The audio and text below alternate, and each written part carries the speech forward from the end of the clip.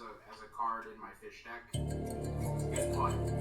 the card that no one can go wrong on is you run the 10-star Ice Jade. Yeah. So like if your opponent ends their turn and you're left with an 8-star with the 8-star Sigma monster, you summon your tuners from your exile and then you just make the Ice Jade. It's like you can literally do nothing now. If you attack me, I'm just going to fuck your day.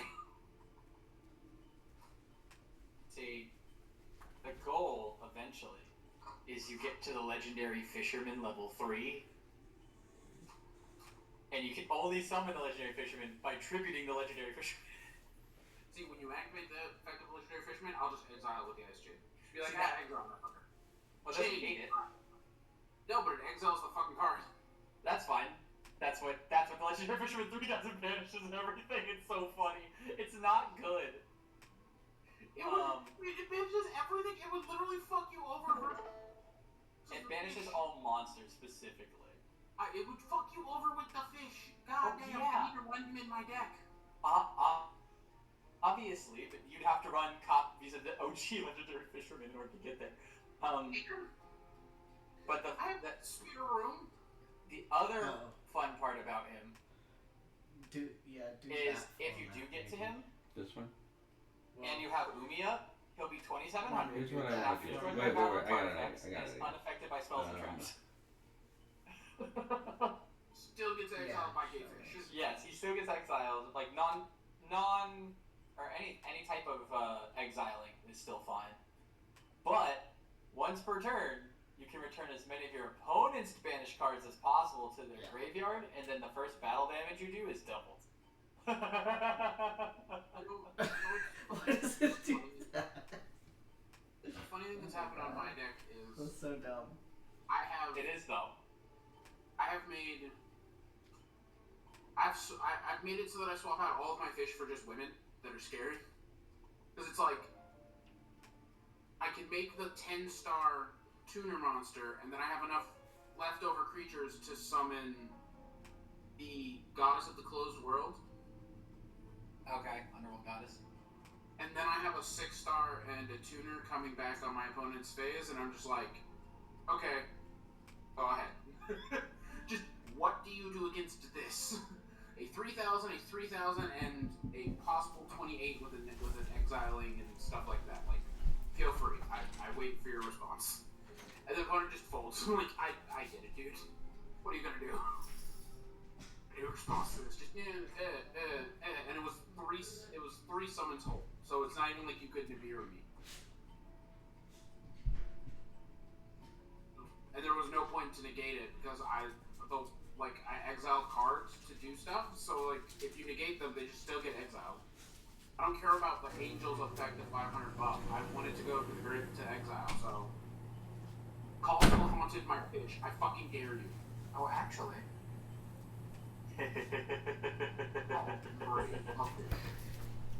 This is actually very, very funny. Alright guys, you ready? Yeah, the last question is, does your banishment target? I want to eat Does it banish? The 8-star targets, the 10-star doesn't. The 10-star just exiles fucking everything. Or do you mean the Ice Jade? The Ice Jade doesn't target. The Ice Jade just exiles whatever was in the chain before its trigger. Okay. I'm officially okay now. Alright, cool. So, Barafuku! let me,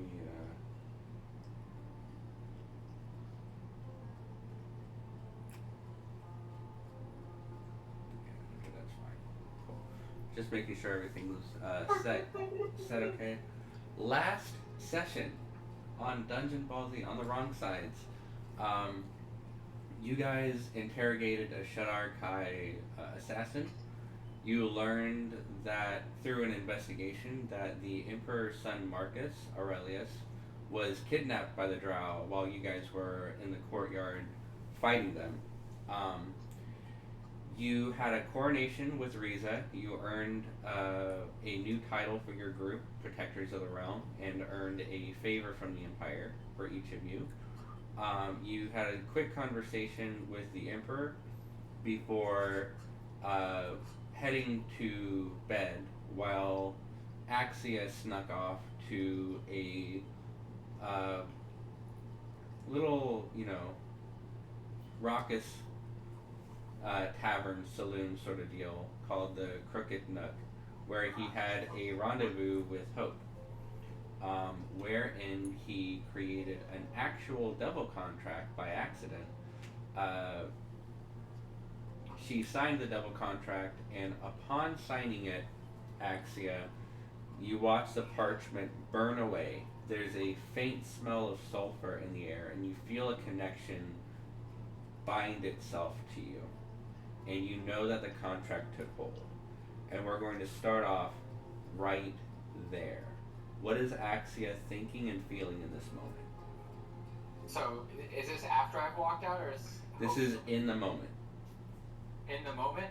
In the moment, he's in the midst of walking out casually, while internally kind of doing the thing in his head like, was that fucking you? Was that you? Did you do that? You hear a voice come through your head. I don't know what you're talking about, Axia.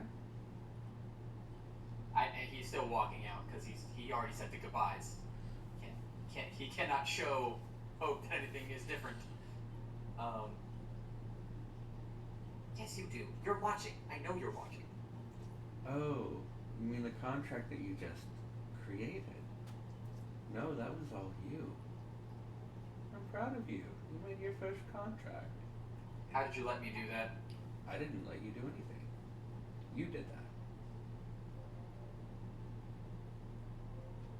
Insight check. Roll an insight check. I'll let you inspire yourself for this one too. Oh, well, that's about as good as I could hope for. Literally. Yeah. I guess I'm actually just fucking tuned into this moment. 31. 31.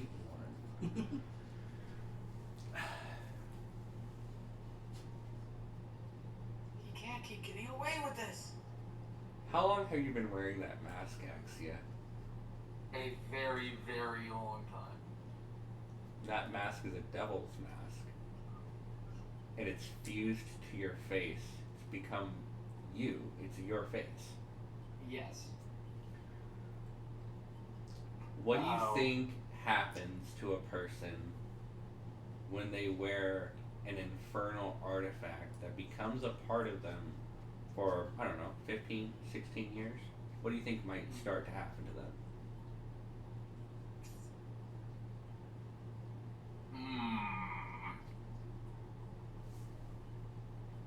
Well, guess I can keep track of her now.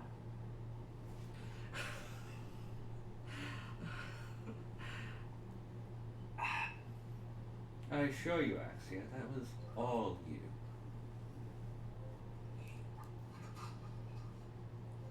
Small, internal, not small. Small is in quotations. You cannot see me doing the quotation hands. I'm doing them. Small. Internal panic and realization.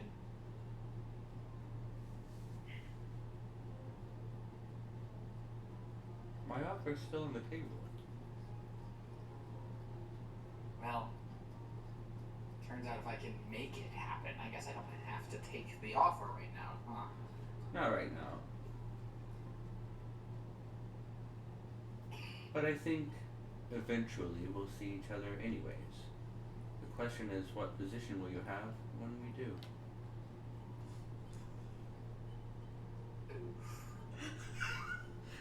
Oh shit. Alright, I'm gonna have to think about this without you talking to me, because this is getting concerning. Good night. Yeah, great night. Fuck. Does Axia at some point on the way back run into Yit? Yit is in his room. There's no reason why Yit would be on the streets that I can think of. If you can think of a reason for Yit to be on the streets, I'm willing to hear arguments. Yit, I was just Yit might be floating around because he's a little, he's like a little angry. I like the idea that your 3 bunny people just had you chained up somewhere. That's true. You and your wives are all in town. That's true, so you wouldn't be floating around. No. Silently seething. Well, I gotta keep them calm too. True. Bad things happen when bunny wives are not calm. So, actually, you make your way eventually to the castle. In the meantime, Janae, what are you doing? So, Janae goes back to their room, draws a bath, just steps into the tub, dress and all, just fucking sinks their head under the water, washing all the blood off. Water turns red with blood. They take off their dress slowly and hold it up, and it's just stained red with blood. And The color of the dress is deep maroon. one's baby blue now, a deep maroon. And they just start weeping and holding the dress close, remembering that not even a day and a half ago, having such a great time picking out all the fabrics with Axia's mom and getting fitted with Axia. After they finish washing, they wring out the dress and throw on one of the robes that the rooms have, I guess. The classier rooms, you know, like hotels. Yeah. Throwing on a silken robe or something. And they wring out the dress and they drape it over their arm and bring it to Axia's room and knock on his door.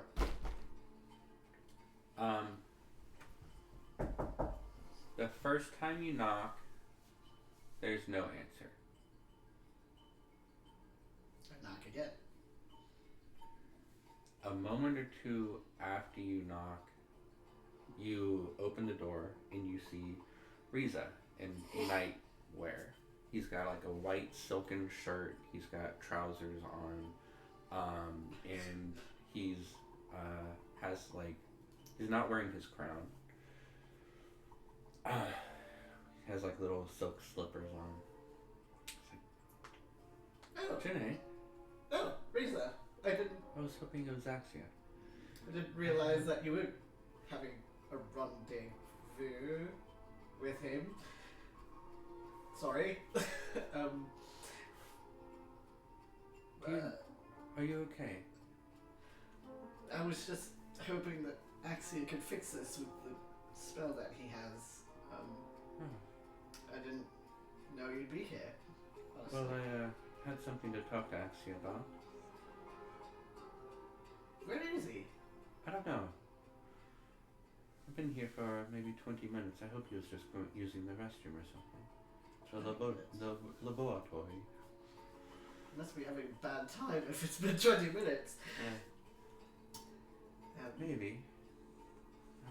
Do you want to chat while we wait? Sure. Come on in. I sit on the bed and start chatting with him while we wait. What do you talk about? The fucked up shit that just happened. Yeah. I thought this was going to be a peaceful, nice reunion.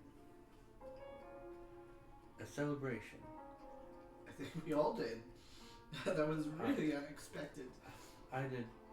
Certainly was. I did not expect all of that. Yeah. You said you needed Axia's help to repair your dress. Is it torn or is it just sullied? Well, it used to be blue. Oh. I can maybe help with that. Really? Yeah. Hold it up. I And he'll pull his hands apart and wave them together, and as he puts his hands out towards the dress, you watch as the maroon, the blood just kind of falls away from it and sloshes on the ground as he casts Prestidigitation. Sorry about your rug. Well, it's Axia's rug.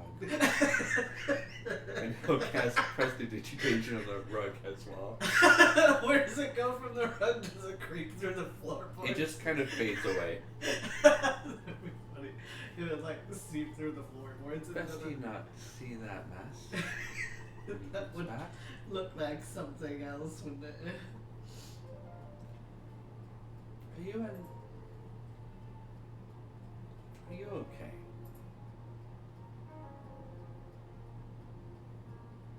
She struggles to keep her composure. Farhan said that you noticed somebody and looked concerned.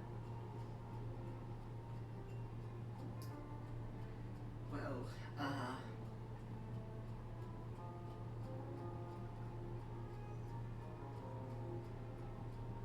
it's a bit of a long story, actually. Well, I'm not sure how long it's going to take for Axia to come back, but I've got time.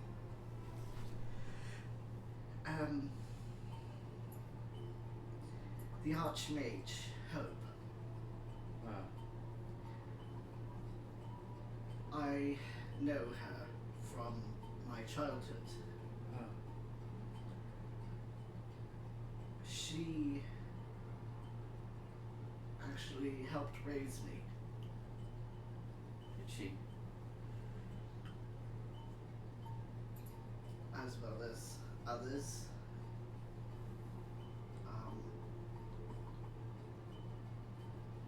But unfortunately, that's not the only thing that she participated in my upbringing.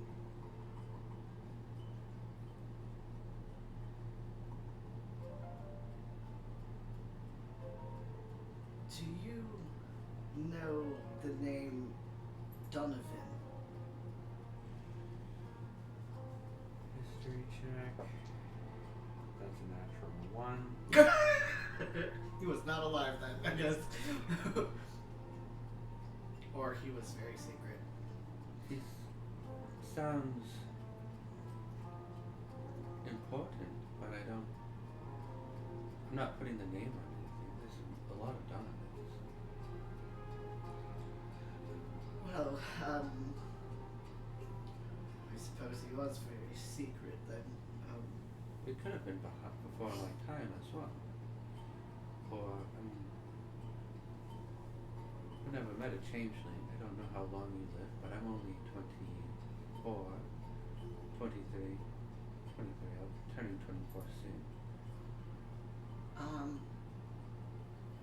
Yeah, I'm 21. Oh.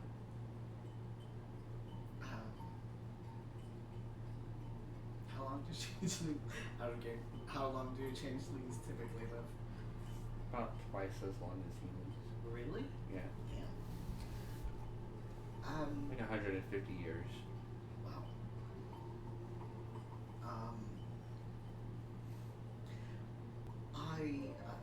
I don't know how old he is, or Hope is, but there were things going on that were very secret, involving children experiments. Experimentations on children. Yes. That was almost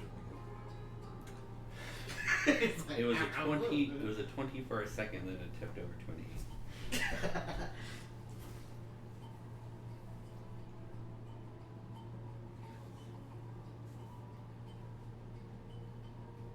I vaguely recall. I know that the Archmage of Enchantment, Divination, and Illusion are all a triumvirate of some, like, internal department for the Empire, for, like, domestic security or something like that. But I don't recall. I know that the diviners for the Empire are, well, they're well known. You might actually know about them, but their job is to find people who don't want to be found. Enchanters, or Imperial Enchanters, I don't recall the actual titles, but they're good at getting into places that they're not supposed to get into. I don't recall what the illusion people were, but I imagine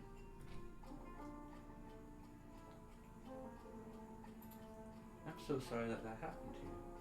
I couldn't even imagine going through any of that.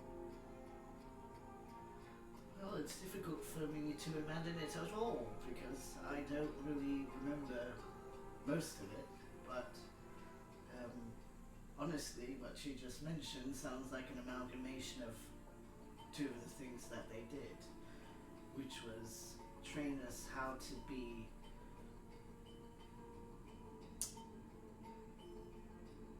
infiltrate and how to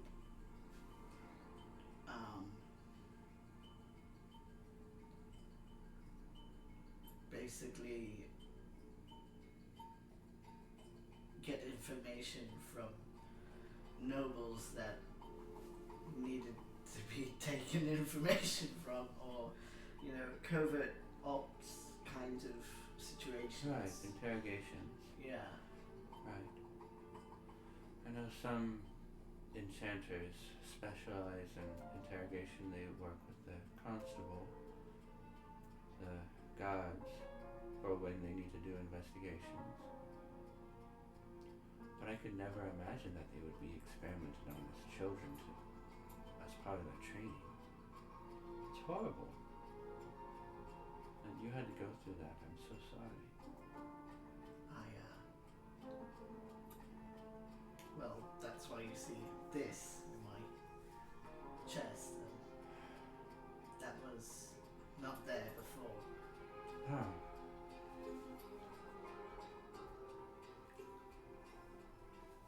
He has like this pained look on his face, empathizing with you.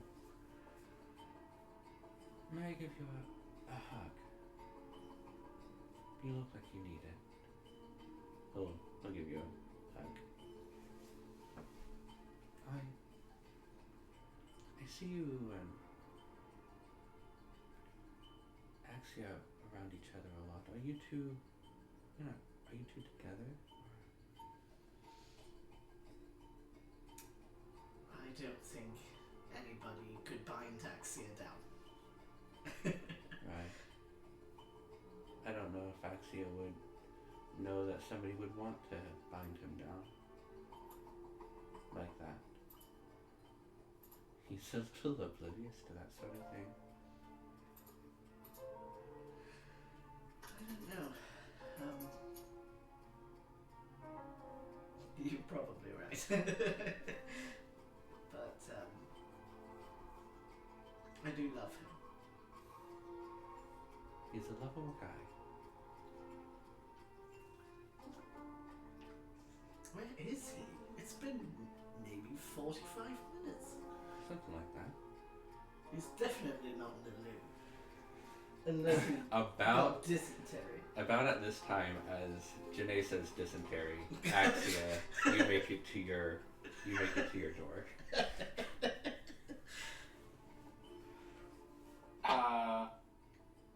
Hi, everyone.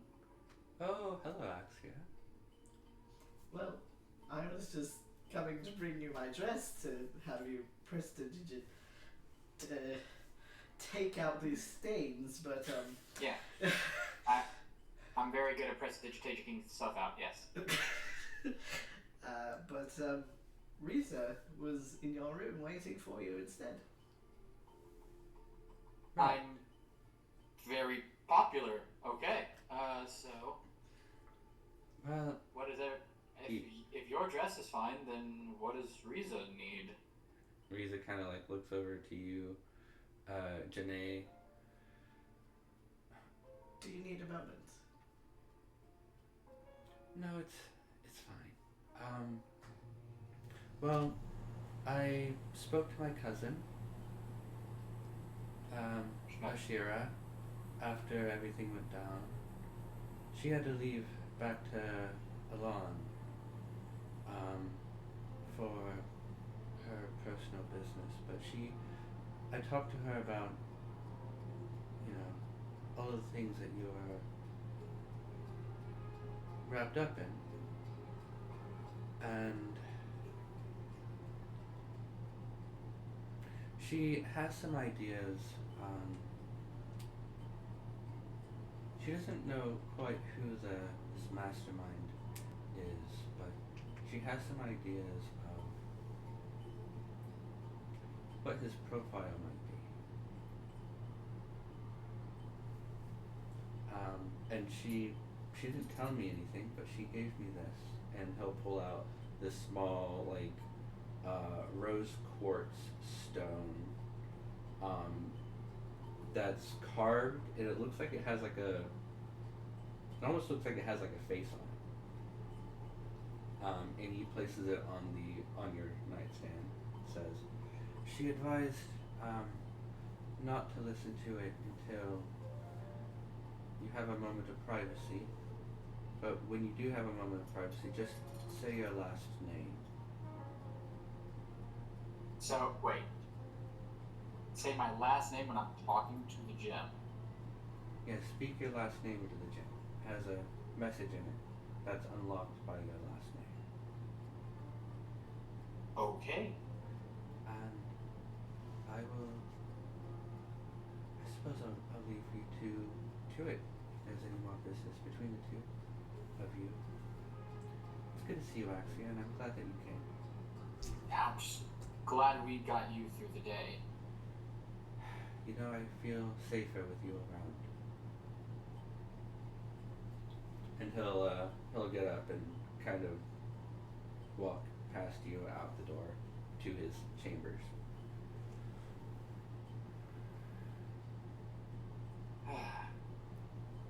Where'd you gone?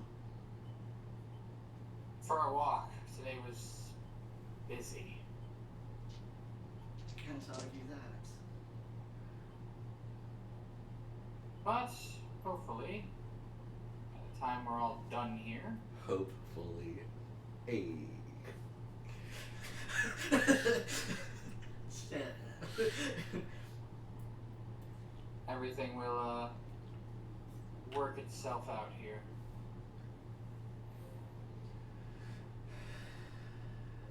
Hopefully.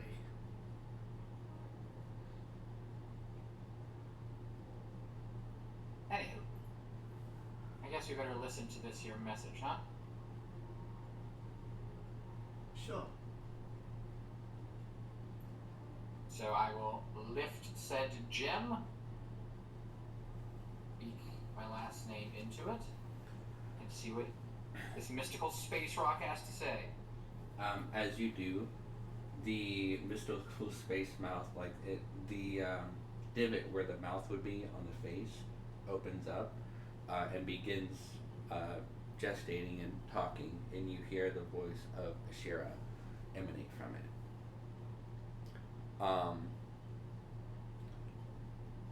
And it says,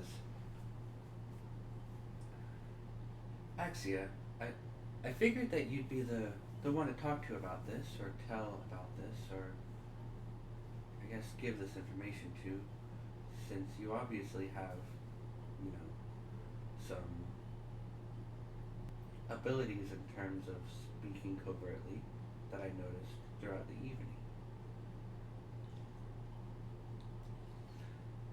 Riza tells me that you're seeking out the Harbingers. I know very little about them, other than that they're cultists. But I understand that their master is very hard to find, very secretive, but has some connections in Beneventia. I imagine somebody like that would have to have strong connections in the court, in the Imperial Court, would likely have a connection to the Emperor himself, and would need to be an archmage. I mean, what is an archmage even? I mean, an archmage is just somebody who can cast 7th level spells. Hawthorne's technically an archmage. I'm an archmage, obviously. But it would have to be a specific archmage with connection to the courts, with connection to the Emperor, possibly, very close to the Sunstone.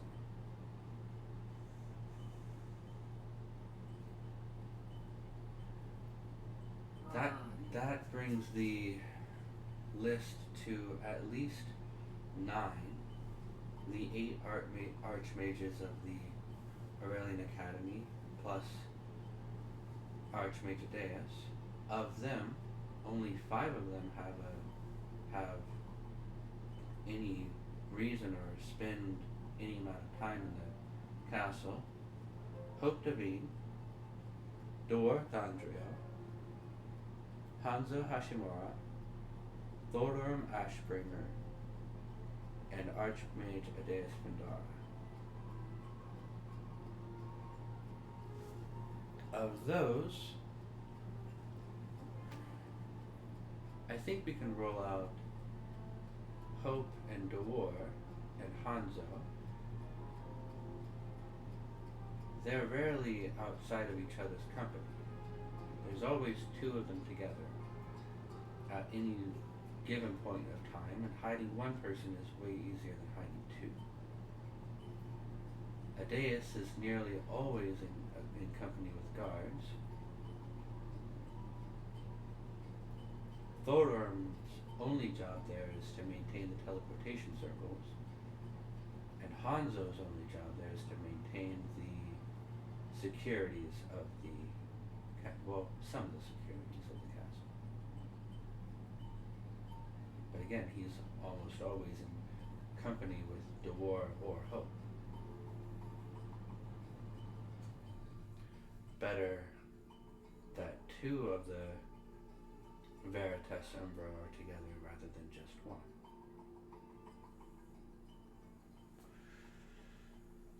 I think we can roll out the Mage King, even though he does sometimes come to the Empire for business and for the reconvening of the Council of 3, Council of Kings, you may call it. All of the Circle of Elders, we spend all of our time in Ellendale. We have no time for that sort of plotting, and they would need to be in the city. And that brings me to the ritual itself. The ritual itself would need to be hidden, or it would have been found already, I believe. The only reason the ritual was hidden in Lamoth by Mateus was because it was being performed by the Ravens, which were employed by Mateus. If not for them, it would have been found out long before that. So I think we can rule out something of that nature. A scroll could work, but it has a high chance of failure. One could etch the ritual onto their skin. And if they were a higher enough, if they were even a minor mage, they could disguise themselves and hide the ritual on their skin, or they could cast something like Alter Self and hide the ritual on their skin. But doing so this way would require an almost certain sacrifice.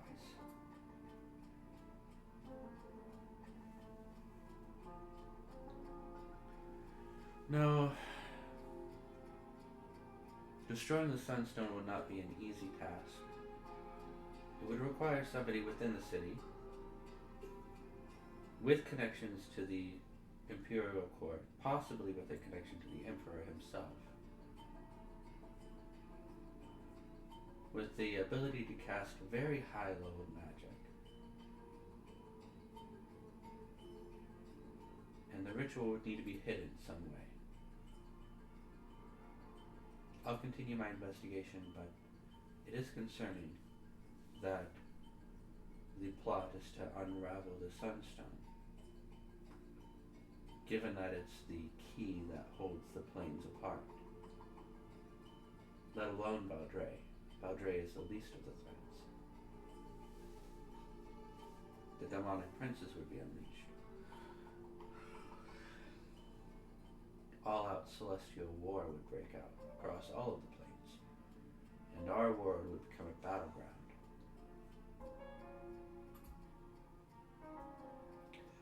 I'll message you if I find anything else out. Until then, take care. Do what you can to protect Risa. And then the stone becomes inert.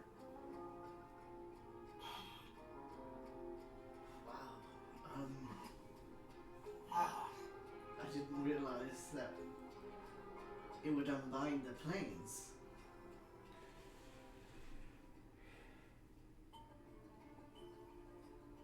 Axia just kind of like sits down on his bed, kind of looking up at the ceiling. We have too many. We don't have enough hands for how many things we were just asked to do today.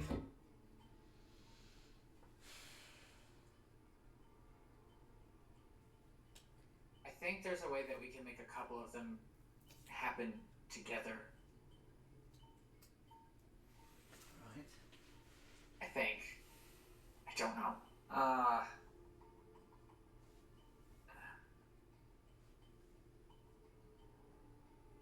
We'll have to get Gippu and LIMOY together tomorrow. And we'll use tomorrow as the day we wait for the carnival as our planning day. Right.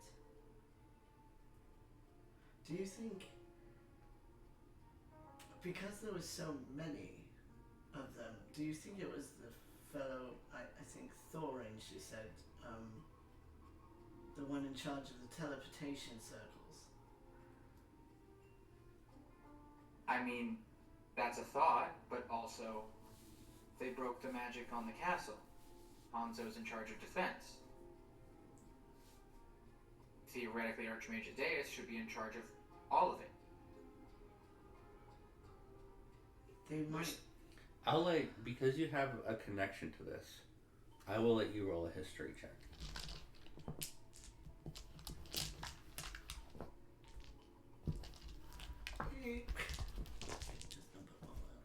A word was said that would have unlocked, that may have unlocked a memory.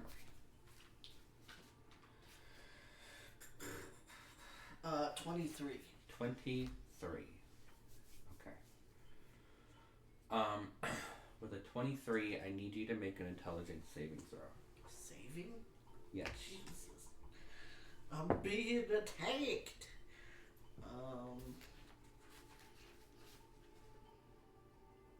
Ooh, my intelligence save is 10?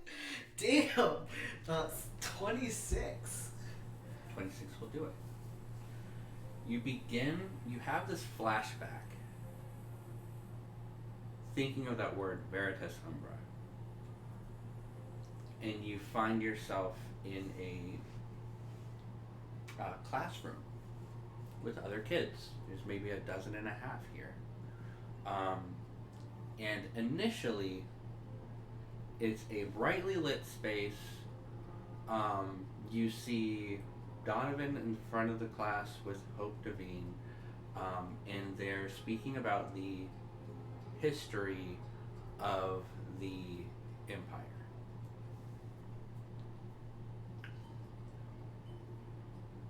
And then you feel the illusion, this facade of a memory, wipe away. And you are actually sitting alone in this classroom. And Master Donovan is standing in front of you, and Hope is in the corner.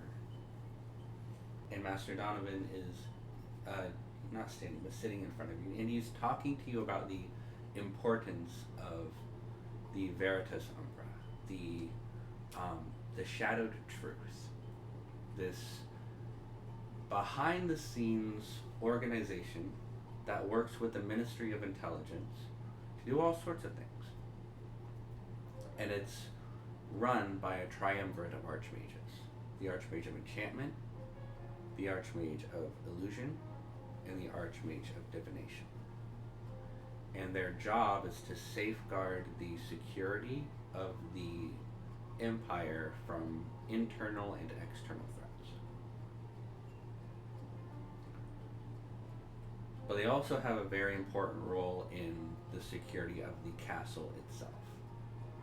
The Archmage of Divination is in charge of surveillance within the castle, so scrying spheres, and wards against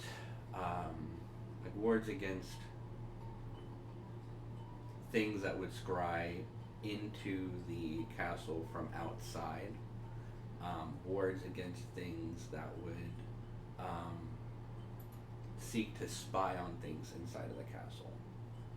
The Archmage of Enchantment is in charge of warding the castle against people who might want to charm their way in or infiltrate the castle or gather information from people within the castle,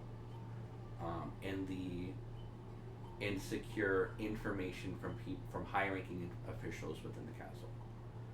And the Archmage of Illusion is in charge of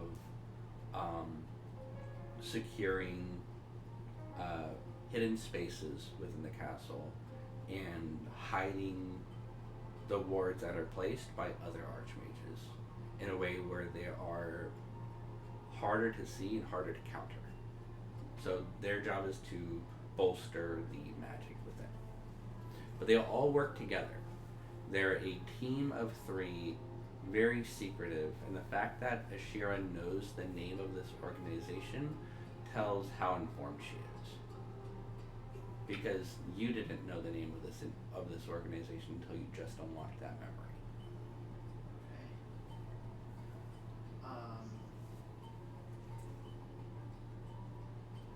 Do I remember anything about like why I was being taught about it, or just the fact that I was being taught about it?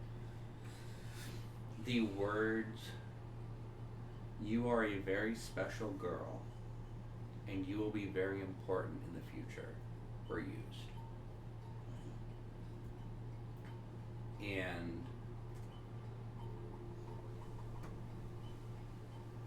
the last words said was a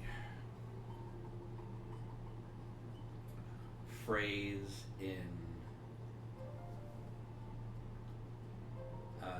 Aurelian that translates to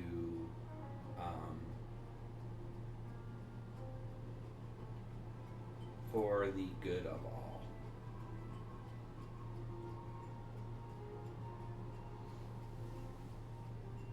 And then you remember, as he says this phrase, you immediately become relaxed and suggestible.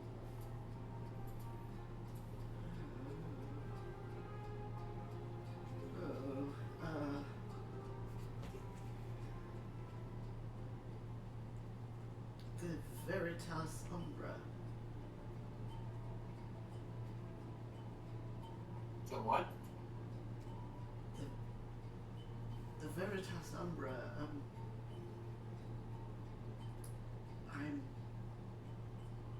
I've got a hazy memory of being taught about them. There are 3 of them. The Archmage of Enchantment, the Archmage of Divination, and the Archmage of Illusion. They all work together to make sure that the castle is secure. The Empire as well. and the Empire. Isn't Hope the Archmage of Divination? Or Enchantment? She is the current Archmage of Enchantment. Donovan is the former Archmage of Enchantment. Donovan was the Archmage of Enchantment when you were being trained. And Hope was kind of like his, cohort. Not cohort, but, Study, underling. like understudy. Yeah. Understudy, yeah. Apprentice. Hope was his apprentice. Yeah. I wonder if it could be them, because they're in charge of everything regarding keeping things secret, keeping things unseen, enchantments on the castle, the surveillance, the creating the protective barriers and concealing them, and oh, this is concerning. They could have been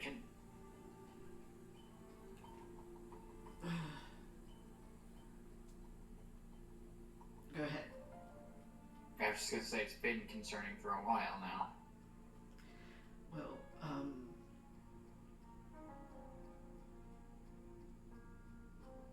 that makes me wonder if Hope is involved, or maybe even Donovan still, as the former Archmage of Enchantment.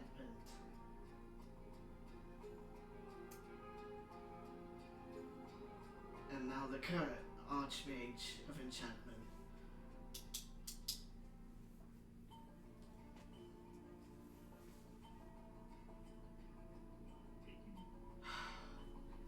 This could be very, very deep.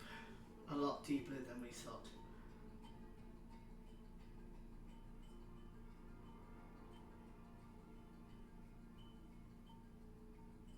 Well,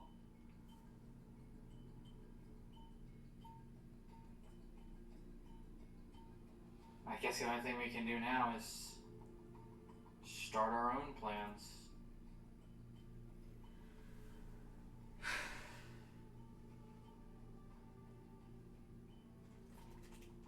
If we don't, then we'll get stuck in the middle of all of these people's plans that are seemingly smarter than us, but they haven't figured out how to stop us yet, so I don't know what that says about them, but...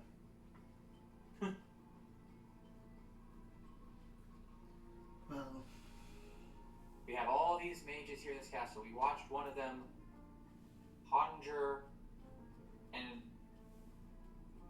a natural disaster earlier. Yeah, Mage King Lysant there. He's a boss. But all this shit's hitting the fan and they're asking us to do it. So, I don't know. We have, I'm not sure if it's luck.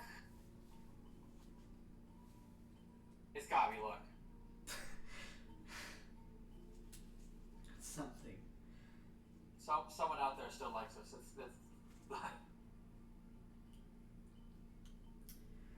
Guess a few people still like us. Yet seems happy every time we do something crazy.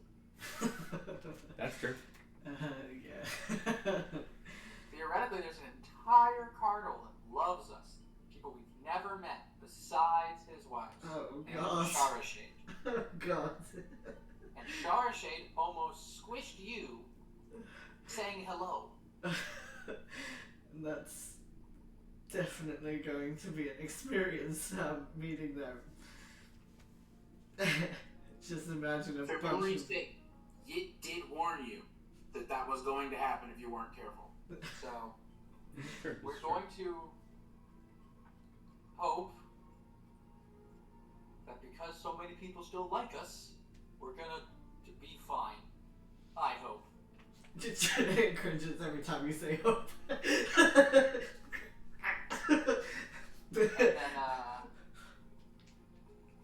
then you know what? You know what I'm gonna do the rest of my night? 'Cause it's What? late. We need a mobile timepiece. It's late. The sun's not out. Is I'm gonna drink some of this alcohol you gave me while we were in the abyss. And I'm gonna sleep. I'm gonna sleep so good. And I'm gonna wake up and complain tomorrow. You don't want to do anything fun on last one of our last days on this plane.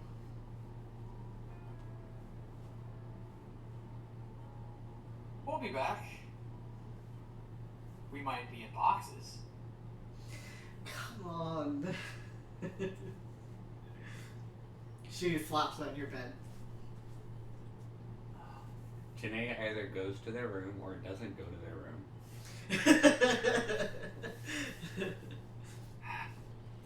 I'm still getting drunk. Cheers. Give me some.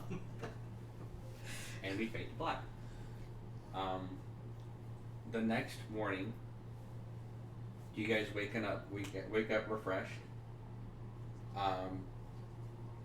and make your way to in your area, like in Raisa's chamber. There is like your own dining room, your own like servants, your own cooking quarters. Like it's a penthouse, and you have breakfast in there with the new king, Riza.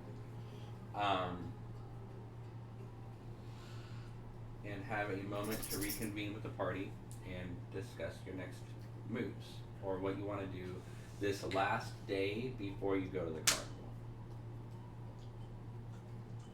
Everyone,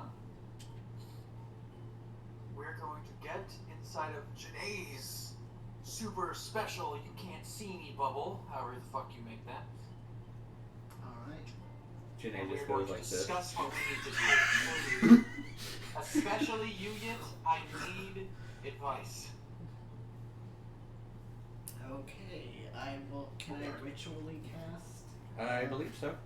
Let me double check. Private Sanctum? Private Sanctum and. Janae's. We'll just do Private Sanctum. Janae's super special you can't see me bubble. You cannot ritually cast it, but it does take 10 minutes and it lasts 24 hours. Okay, we'll do that. Okay, mark off that 4th level spell slot unless you want to use your staff.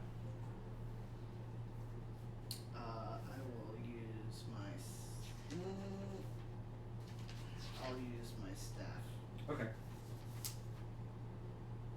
Nobody helped you regain charges last night, Shit. just so you know. Damn it. Okay.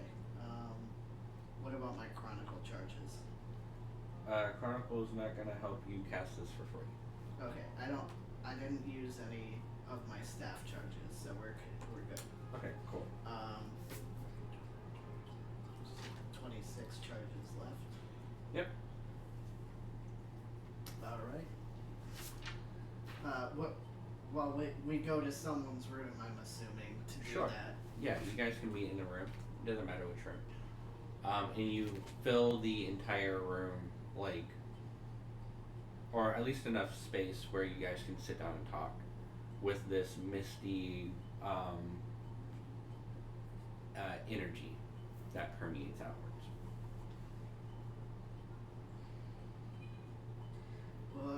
Secure.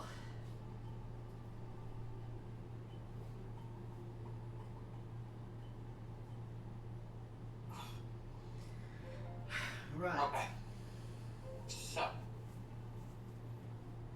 we need to just lay out everything that we've been asked to do. 1, the Emperor's kid is rocketed up our list because we know how bad that could get based back on when we dealt with the Lady Knight's priestess the first time. So that needs to happen.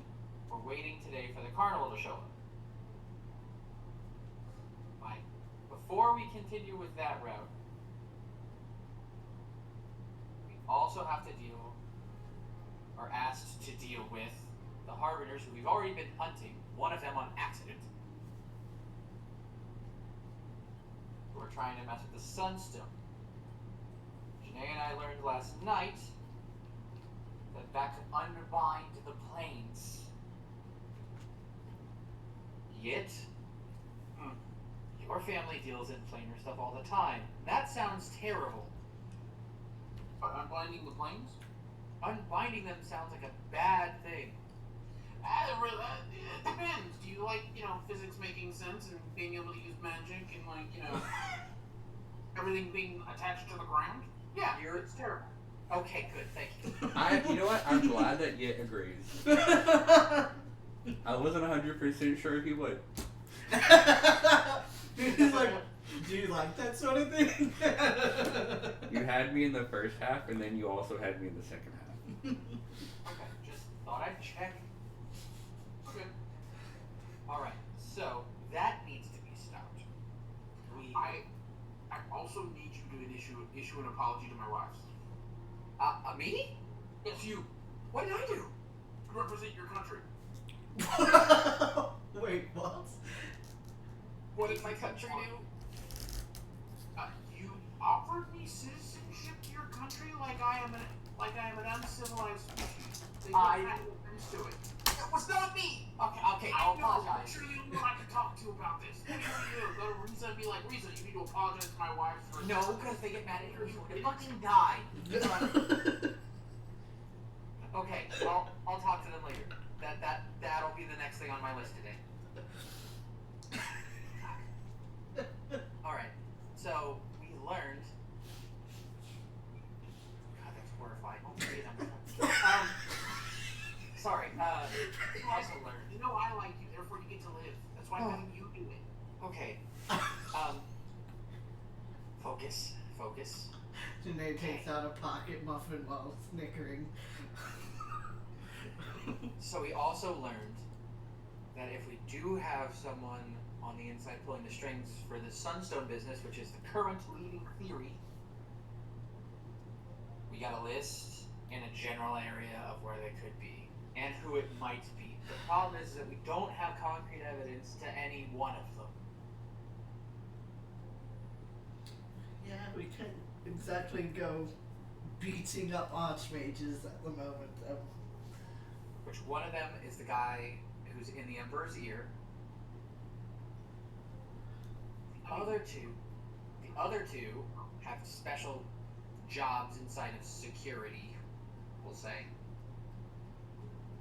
One's with teleportation, one's with just general security, and the other one's the Archmage. So, all three of them could theoretically be a person who done it. There's also Dewar Thandriel, who's in charge of divination, also part of the Veritas Umbra, and Hope Devine, who's a current Archmage of Enchantment, also in charge of Veritas Umbra.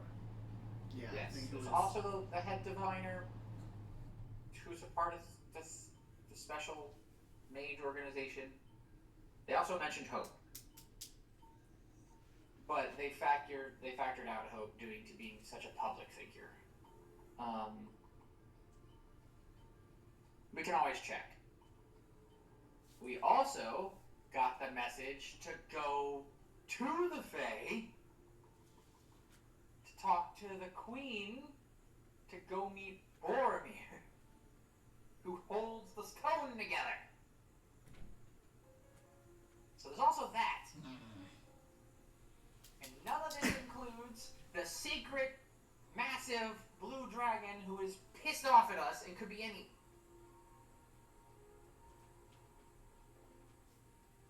So we have those four things happening.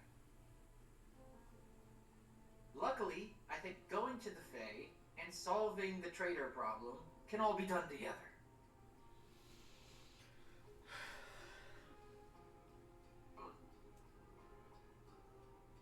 Lady Stratus, that's not their name. I got so used to calling them their non-dragon name. Anyway. Giant iguana. I'm not gonna call her that, because if she hears me, she'll have more reason to murder me. Okay, I will call her Giant Iguana. That is fair.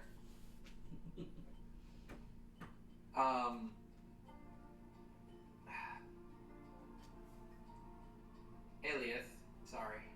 So, the giant... Yit, go ahead. Giant Iguana. Thank you. She could be anywhere. So we can't really deal with her, because we don't know where she is. So I think, as much as it fucking burns my soul because she's hunting my family, I have to put her at the bottom of the list, and that scares the shit out of me that she's at the bottom of the list. Yeah. I didn't expect to have a full agenda right before dealing with her. So, my second question, and this is for you, Yin. You need to tell us exactly what happens when we go to say hello before they start their parade, and what that means. Because apparently we're now involved. So you want the whole rundown on what the parade is, or do you want just a rundown on how you're going to greet the circus? Start with the greeting. That is very important. Okay, basically, when you get to the circus, if you meet anyone who has a necklace on that has a book on it, be respectful. Because they are the heads of the departments. Those are gifts awarded by the Eldritch Author himself through the Ringmaster. If you don't act respectful, I cannot save you. Now, this is the second very important question. Yeah. Since you have been here, yeah, you have noticed quite overtly that the customs are very different. Yeah. What does respectful mean in the Tortle Carnival? Okay. Your country is rather backwards, so I get where that confusion comes from. Basically, respectful would be, don't call them barbarians, don't call them savages, don't call them evil, unless they directly refer to themselves as evil. For instance, the head of the wizards, he will refer to himself as an evil wizard. You can call him evil all day, he'll be fine with it. I'm gonna avoid that just in case. Good idea. Don't insult the Ringmaster to anyone. They will rip out your soul and use it as a toothpick. Okay. Is insult like name calling? Yeah, basically if you say that the Ringmaster is something like a psychopath, which is the last person that did that, he ended up getting torn apart and reassembled into a chair. Oh my. And then they used that chair in a performance and broke it over someone's head. It was not a pretty thing. So... Give me an okay, so if I'm just generally nice, we'll be fine? Oh yeah, absolutely. You guys are fine. Okay, good. You guys, they'll forgive you for like slight mishaps you do because they know that you're like part of my group. So like you'll be forgiven for slight. Because you guys are a bunch of fucking savages. They know what the country like. They know exactly where like your evolution, where like your mental scales are at, so they can deal with it. Okay. Excellent. Just don't go like do something stupid like say, oh yeah, you know I like this place, but the Ringmaster's a fucking asshole. In which case I can't save you. You're gonna die. Is bowing still a thing? Yeah, no, you can bow. Okay, good. Okay, cool. Bowing's always safe. We respect all walks of life on that. Okay, cool. All right. Third question now, which goes back to the first question. So, since we're gonna be nearby when this parade kicks off, yeah, and we're supposed to stealth in, yeah, how does a parade work?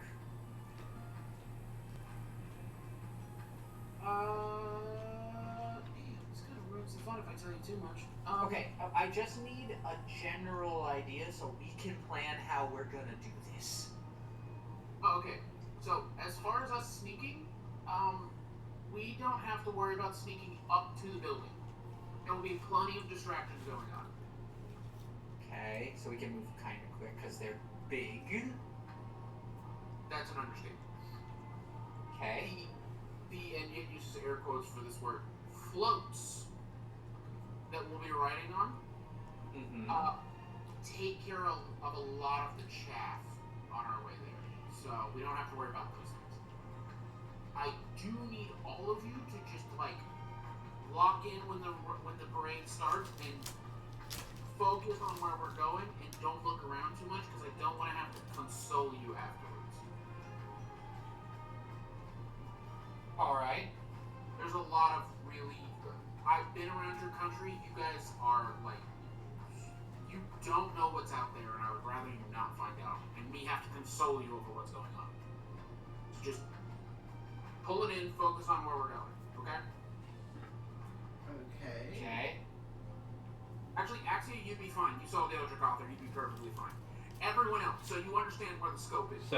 So yeah, I'm gonna just pause for a second. The floats are typically reserved only for the heads of the departments. So you guys might not be on a float, just so you know. I know. We might be I near told a you float. not to look at the floats.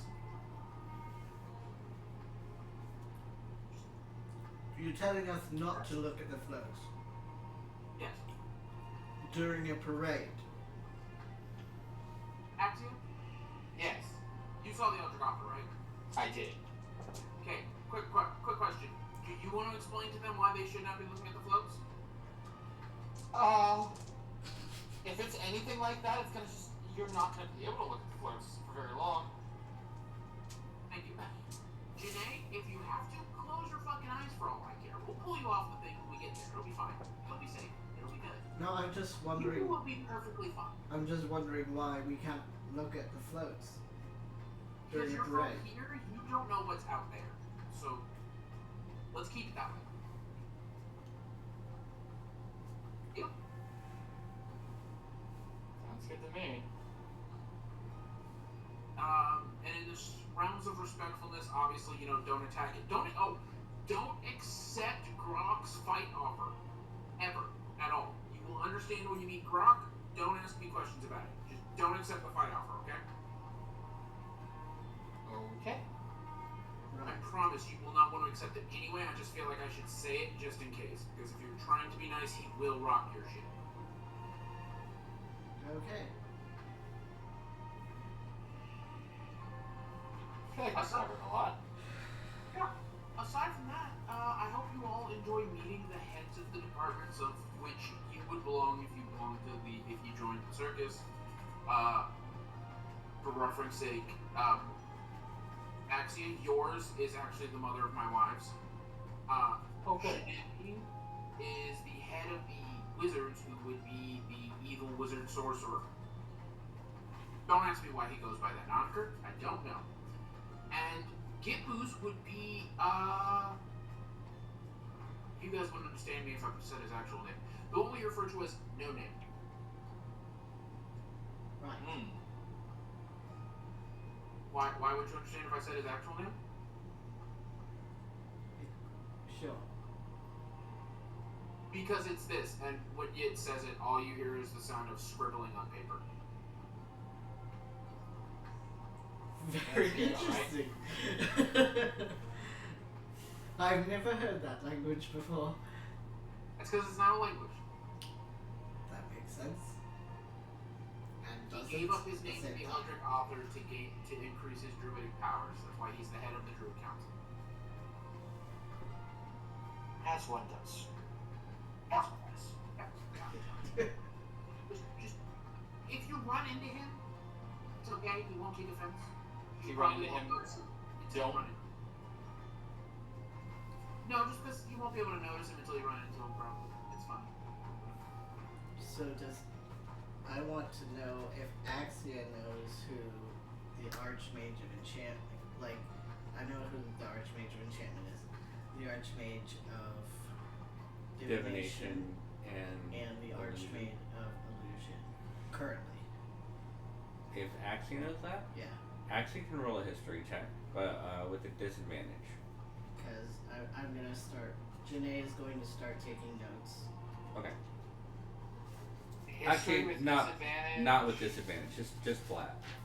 Oh, that makes it better. Because they were mentioned during the whole magic stone thing. Flaccid 20. A flaccid 20, an unhard 20. An unhard 20. Yeah, you know that the Archmage of Divination is Dewar Thandriel. He was introduced as the Archmage of Divination during the ball. Dewar, Dour. Thandriel, Thandriel. Oh, it's so hard. Okay. I'm sure it's different. And the Archmage of Illusion is Hanzo Hashimura. My boss is keeping me on very Hanzo Give me an unfair, Hashimura. and I wouldn't say no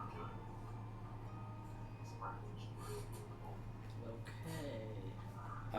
Bonus information for you. Thulrum Ashbringer is the Archmage of Conjuration. Conjuration. Yes. Could you spell that? Thulrum. THULRUM. Ash Ash Bringer Bringer. Okay.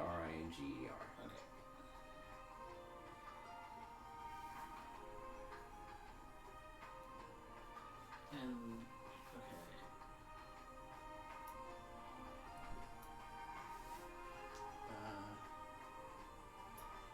Hope. Divine. Mm-hmm. Yeah, the Archmage mentioned. These are the people that I want to look into first.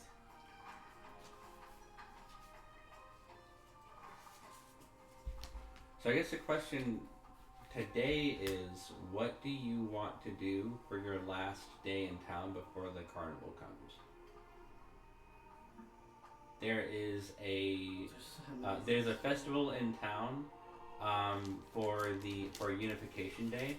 It's like an imperial holiday that celebrates the unification of all four kingdoms. So there's a festival you guys can attend and explore. Adeus is expecting to meet with Yit and Gippu. Whoever wants to go to that can. And many of the NPCs that were at the ball are still in town as well if you want to meet with anybody else as well.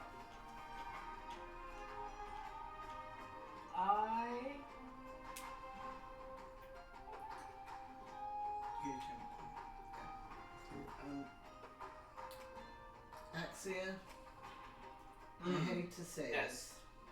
I hate to say this. Then don't. No, I'm kidding. Go ahead, buddy.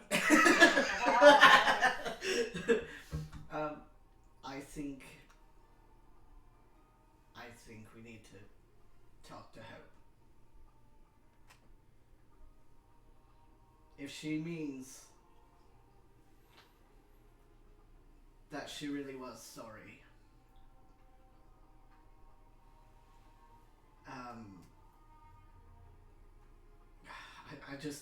I don't know if I can trust her.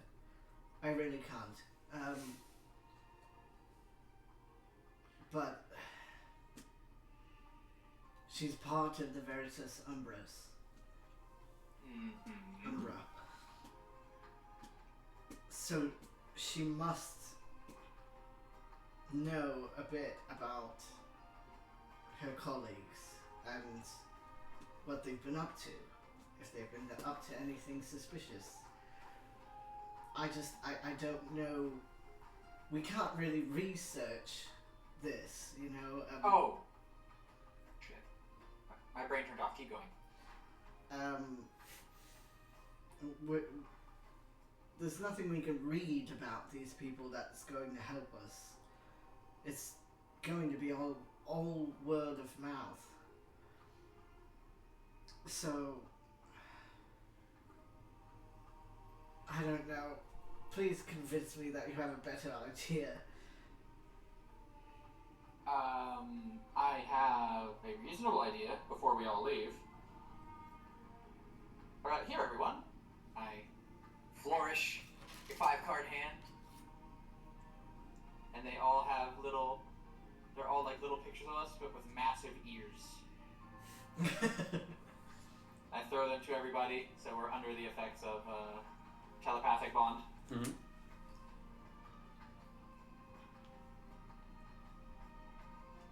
LIMOY picks his up and puts it on his forehead, and it absorbs into his metal skull. Perfect. I was thinking something similar. Luckily, we have the context to meet anyone we want to meet with right now. Because, the ceremony, everything that happened yesterday, we should take advantage of it. I was thinking myself about seeing if I could get in contact with the Deus before he leaves.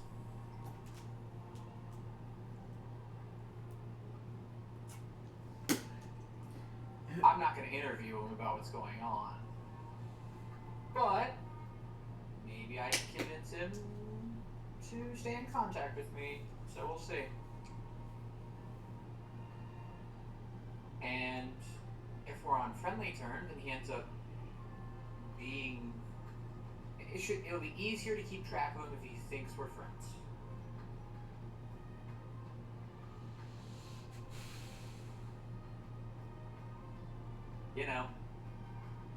Friends close, enemies closer, all that. Right. I know that Gippu and Yit said they had to meet some mage today. Or they don't have to, because Yit doesn't have to do anything, and Gippu doesn't think about doing anything. He just does things. Right. Are you here, Gippu? Or are you smoking already? Gippu just slowly turns his neck 90 degrees and in about 5-second lapse. It's like maybe 10 seconds while smoking his pipe, and then another 10 seconds pass. What? It is so good that he is like this. If he was not this chill, could you imagine how scary he would be? Yeah, I've said that to him multiple times. If Gippu decided one day to become just a mass murderer, we'd all be fucked. Gippu, who are you planning to talk to today? What's their name? What day is? Or something like that? He's like, I don't remember. The what got me? Oh my god. That's the okay. Carnival Lord?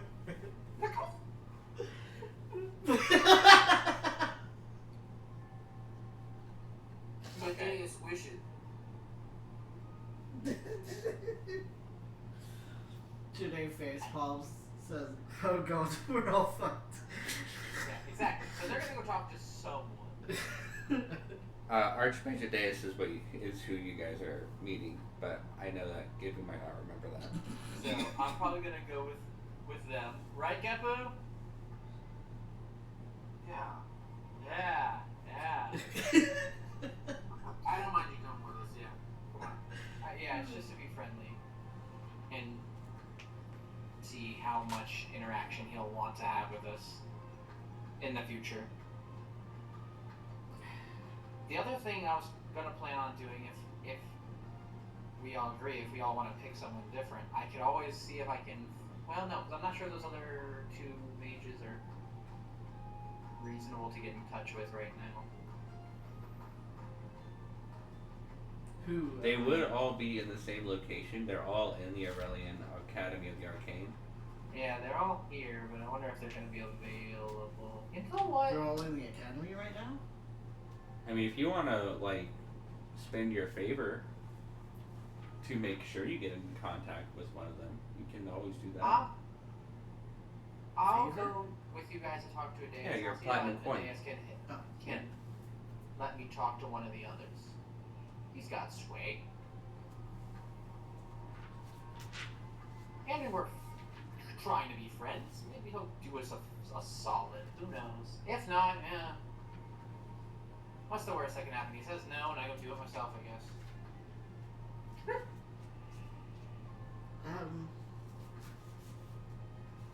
Do you want me to try to talk to someone on my own? You can try. I know you mentioned Hope. You don't have to pick Hope if you don't want to talk to them.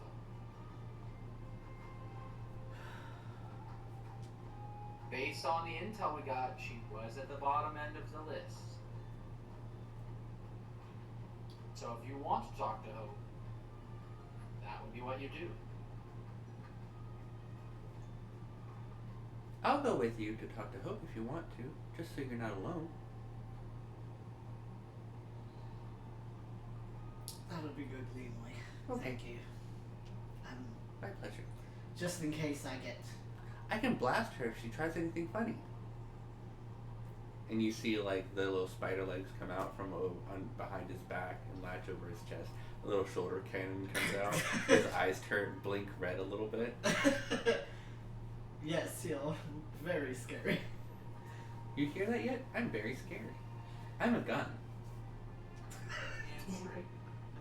Yeah, I'm a gun. Okay. Alright, wish me luck. I learned something new. I'm going to say it next time that I have to blast somebody. Yit told me about it. What? I'm going to say, it's Glock-a-clock, motherfucker. Oh my god! I full responsibility for this.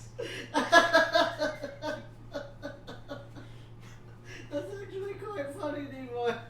I don't know what a Glock is, but it sounds cool.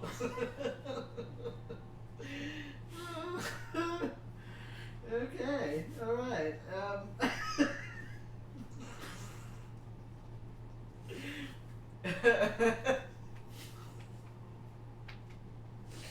Oh my god.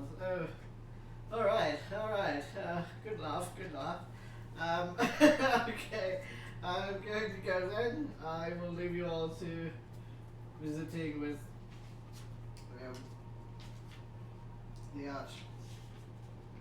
the fucking Adeus.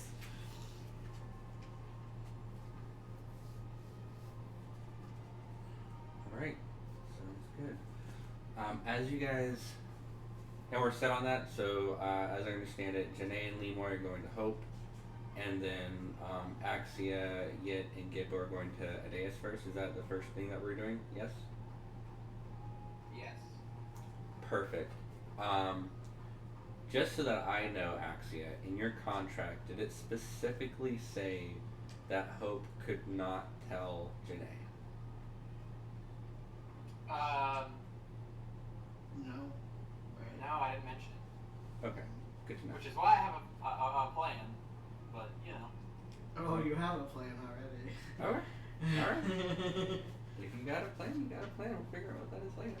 So you guys leave the guest manor and exit the castle grounds, and as you do, you see that the city has come to life, and there are people on stilts walking through the town with like half painted faces, and you see there are people dressed in like festival wear, and there's lots of like stalls and carnival games set up around the city. There's like stages that are set up at certain intersections where there are plays and bards playing, and a festival is afoot.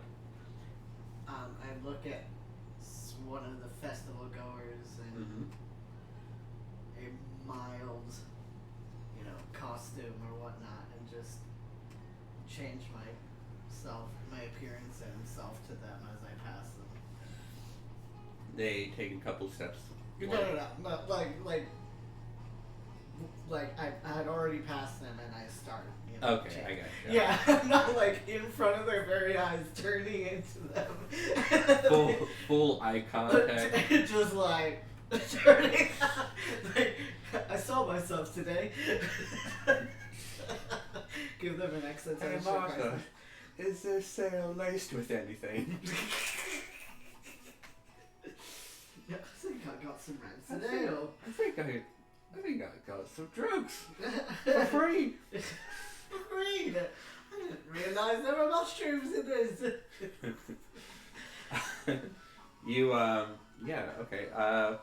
Half elf individual with kind of like a flop of brown hair, amber eyes, and wearing like a multicolored tunic that fades from like red to orange to yellow as it fades from one side to the other side with like these little brass buttons on it. And like baggy pants, like Burning Man attire. Yeah. And you pass by through this main thoroughfare towards the center of the city where this like 300 foot wide, maybe 400 foot wide, circular,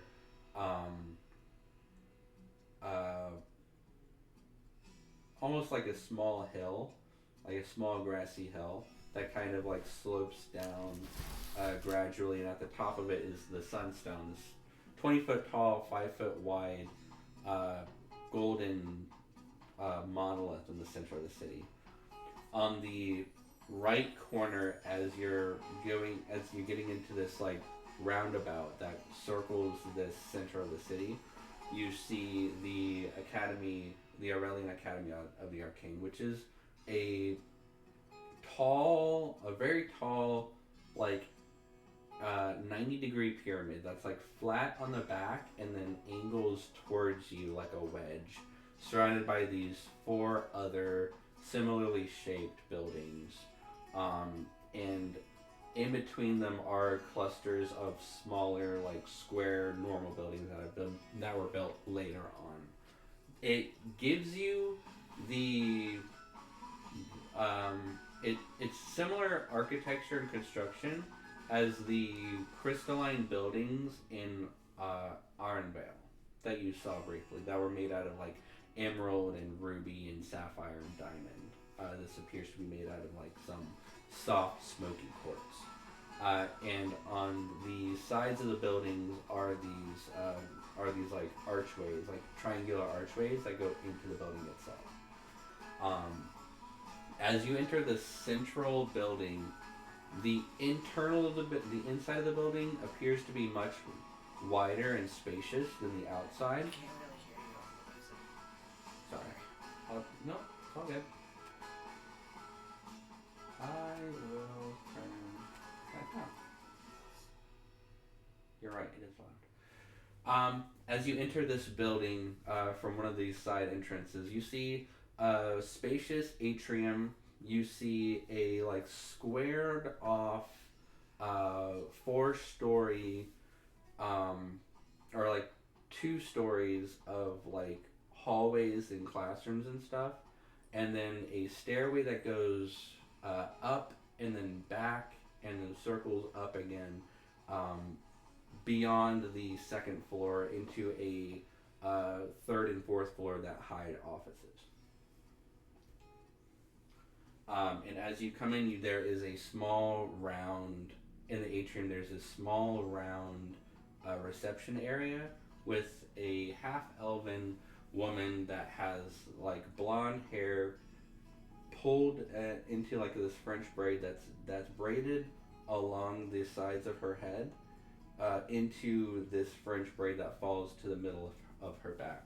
She's wearing this soft blue tunic with a white undershirt that pokes out from underneath this sleeveless gown. And in front of her are, like brochures that give you a little bit of information about the history of the academy, and some other information as well. and she greets you. Hello. Welcome to the Aurelian Academy of the Arcane. How can I help you? Yes, Kurt Underdale to see Lady Hope Devine. Kurt Underdale. All right. Lady Hope Devine's office is on the 3rd floor. You can go back out there. Offices are all open for students and interviewers alike. So as long as the door is open, you can go in. Anything else that I can help you with? No, that'll be all. Thank you. Hello. My designation is L3M01. I am accompanying my master, Kurt Underdale. Alright. Well, if the office is open, you can go in with him. You are very strange. I've never seen a metal man before. I do have a quick question. Yes. Is Mr. Sandrio Hashimura here today? Hanzo Hashimura, yes. He's in his office as well on the 3rd floor. Thank you. Of course. Being that this is a imperial holiday, all of the archmages should be in their offices as classes resume tomorrow. So, you picked the right day to meet them. Thank you. Of course. And the rest of you, how can I help you? Are you here to start classes? No one else is here. No, it would be everybody. Wait, what? Yeah, No, they went to go.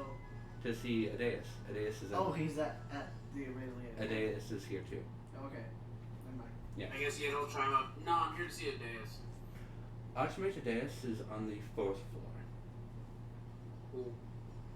Okay, well, enjoy your time here. Thank you very much for visiting. If you want a tour later, let me know. I guess since I didn't think about it being a day off for everyone, they're all here. I guess I can find the divination archmage then. Door. Okay, perfect. Originally, I was gonna ask to look around, but All right. never mind. Are you going to see Door instead of Adeus? When I hear the message that everyone's here, you know. Okay, gotcha. So it'll be Gippu and Yit with Adeus, Axia with Door. Got it. Okay. Let's do Janae and LIMOY first because you guys are like on the way. So as you climb up these stairs, that kind of crisscross up. To you go up like the 1st floor, the 2nd floor, and on the 3rd floor you see a cross hallway with various offices and private classrooms and stuff. And you see like little placards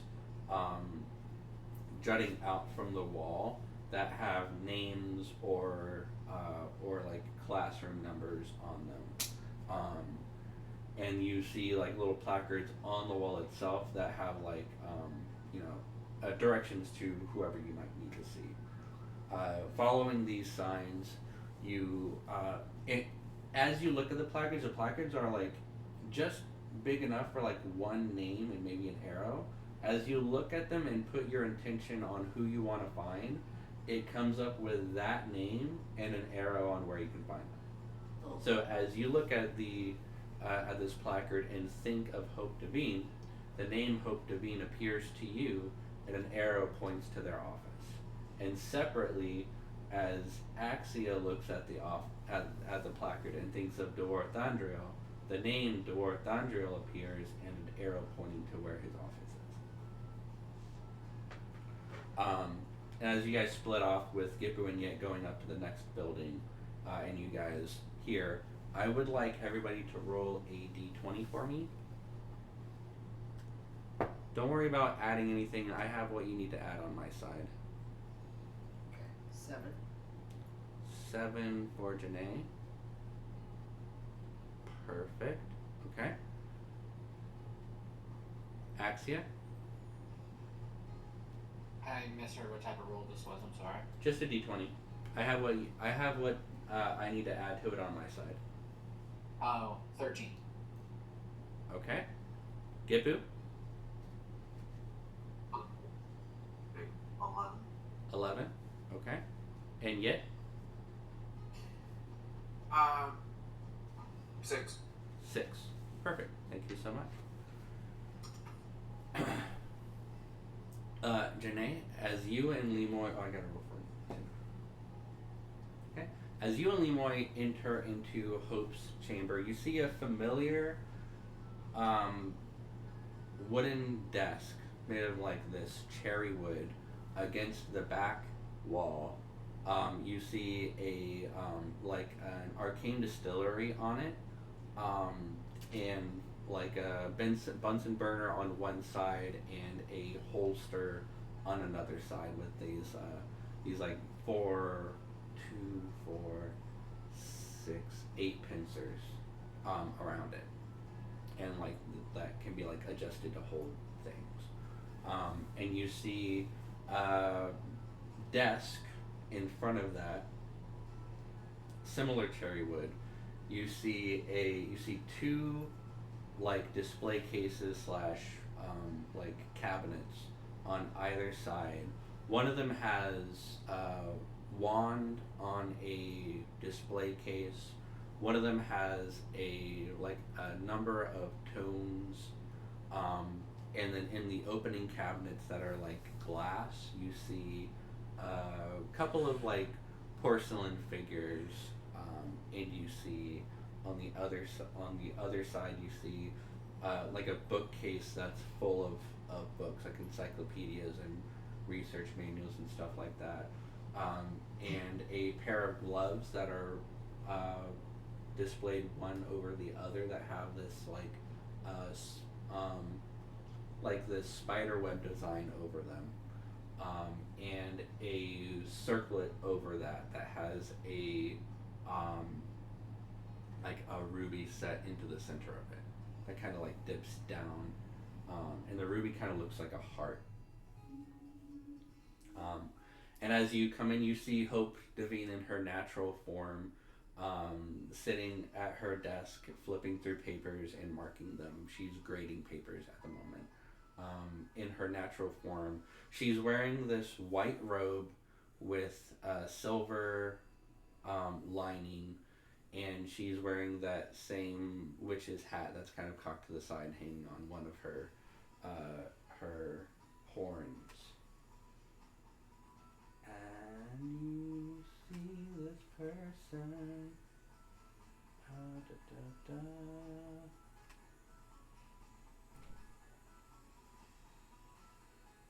Here we go.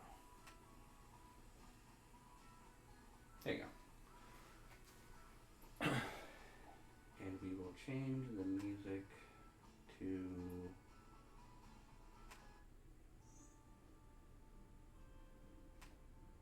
Yeah, there you go.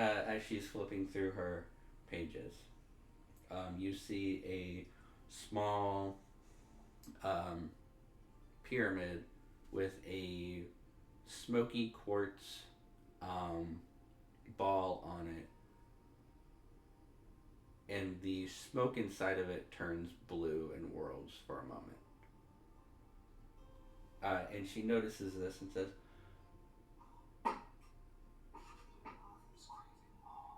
"Hello, Janae, was it? Please." No, actually, my name is Kurt. Right, Kurt. I'm I a was potential student, actually. Of course. Come in. Close the door if you don't mind. And you see like this sheen over her eyes that's familiar to you. Yeah, I know she can Yeah. see me. I'm going to cast...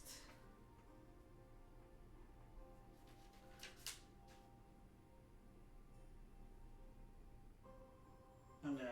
Oh.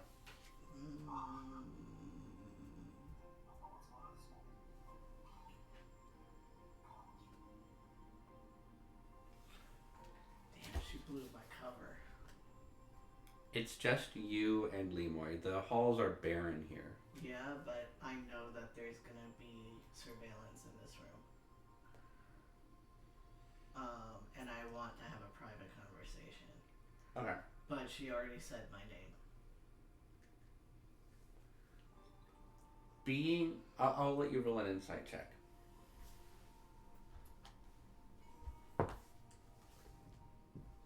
Shit.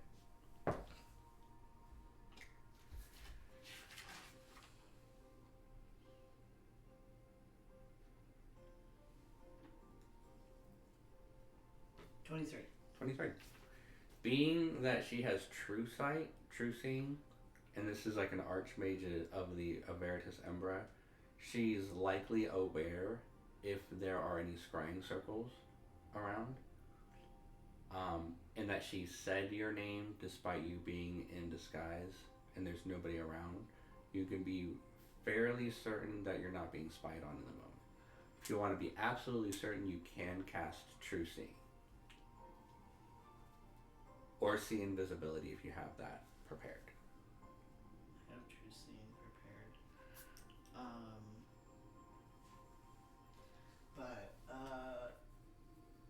Yeah, I don't know. She wouldn't have any reason not to say my name. That's the thing, you know? Right.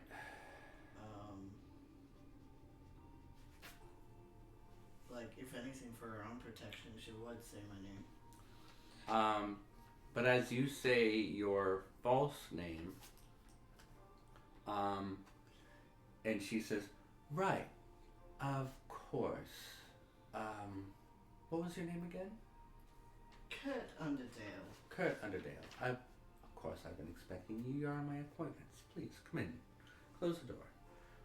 And as she says that, you see her hands move in a particular way, and you hear her voice in your head as she casts telepathy. Okay, so I'm gonna try to double speak like Axia does. Roll a performance check. You're not as... It's not a particularly high DC, but you're not as skilled as Axia is. 17. 17. It's good enough. Okay. And she's relatively skilled in this, so you have a surface level conversation between Kurt and Hope, where you're discussing classes and curriculum and all that good stuff. And then you have a private conversation with her in your head as Janae. Stating all of my strength to hide my rage right now. I hope this is okay. I'm getting the vibe that you wanted a private conversation. Yes. I knew you knew it was me. So...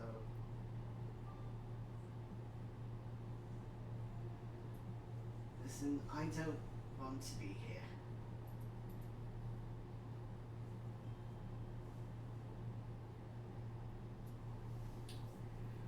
And I didn't come to accept your apology.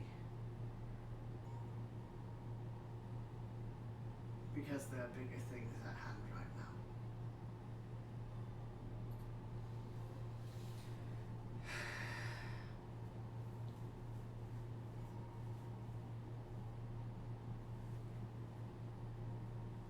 I'm investigating your group, the Veritas Umbra.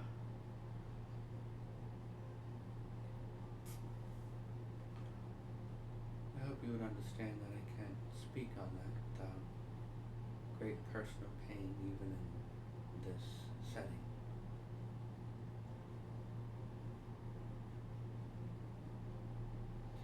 Are you allowed to talk about your colleagues? To a degree. Are you allowed to talk about any suspicious activity that you've seen from your colleagues?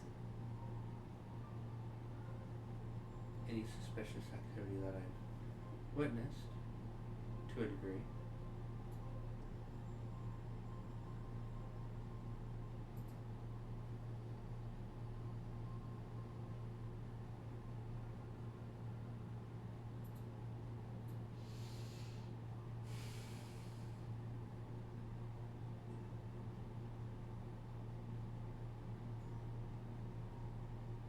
Was this regarding the Harbingers? Dewar told me that Rubeus had suspicions about last night's ambush. Yes, it is. Okay. And the attack. And the attack, of course. To that respect, I can speak openly. Whatever questions you might have. Well,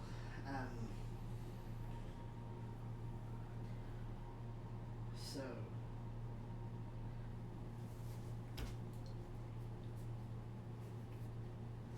you know that Duel is in charge of, what was it, concealing the security stuff? Dewar is in charge of the scrying spheres inside of the castle, as well as in the guild halls and the very few that are here in the academy. He, to my knowledge, he's currently reviewing the what was witnessed by the scrying spheres last night. And he's also in charge of any locks in place or That would be I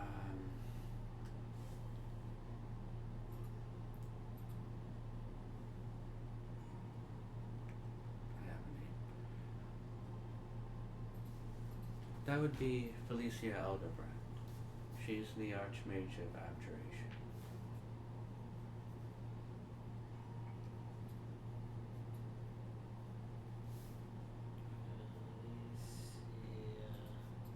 Elderwin. Brand. Alderbrand.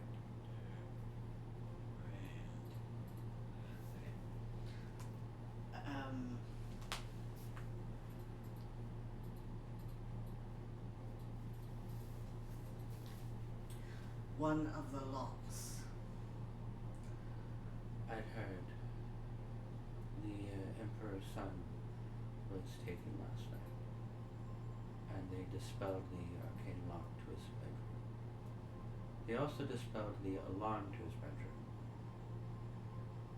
So they must have known that those two things were in place. She knows about the locks. Everyone in my group knows about the locks. Archmage Adeus knows about the locks. The Emperor knows about the locks. Then again, any fool would know that there would be locks here. It's not uncommon to have magical wards in place in places of importance. This is true. It would be wise to assume that.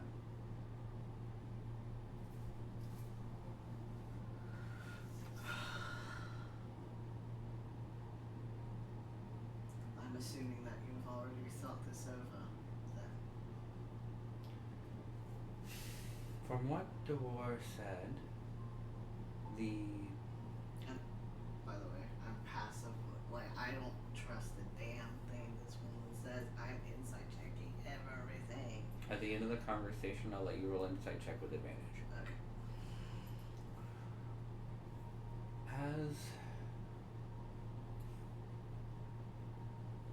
far as Dewar has told me,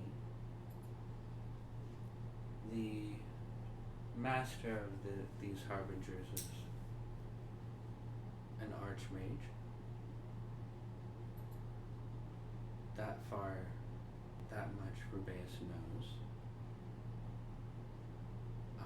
And is seeking to destroy the Sunstone. The fact that even Dewar can't find them in his divination circle is a testament to the skill that this archmage has.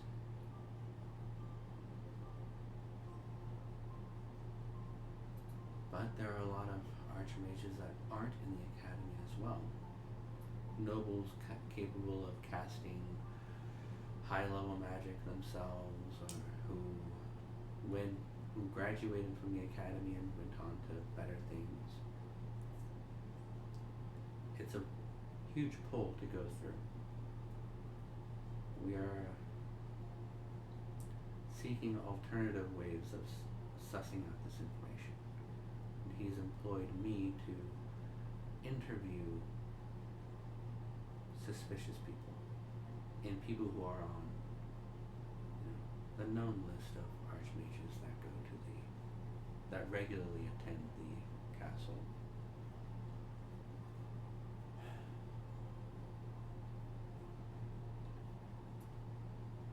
I haven't started these investigations yet, though, since I just found out about this yesterday.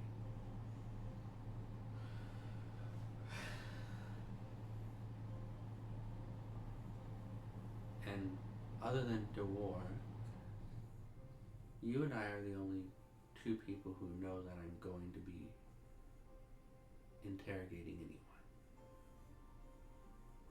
I'm unsure whether DeWar has told Archmage Deus or Hanzo, but as far as I'm aware, this is supposed to be an internal investigation. Makes sense.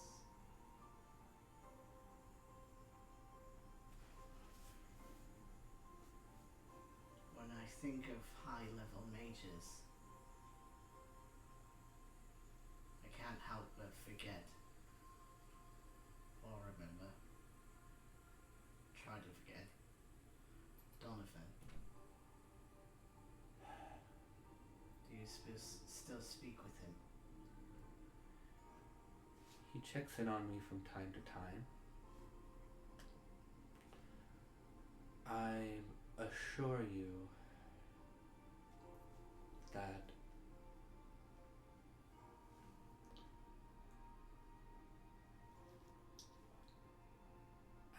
that those experiments that we did on you and some of the others, we no longer do. We have found ethical and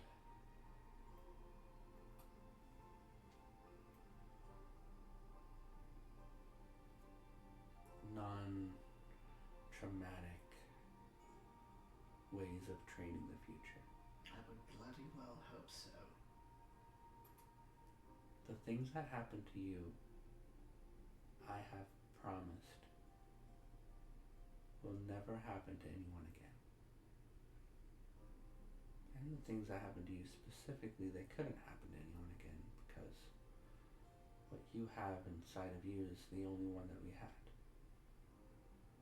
And I've already assured Axia that I'm going to help research how to remove it from you, or at least try to find a way to help you control it. What do you mean, Axia? Help? He made me Remove it? sign a contract that during all of my hours where I'm not working like I am now, I would be helping you.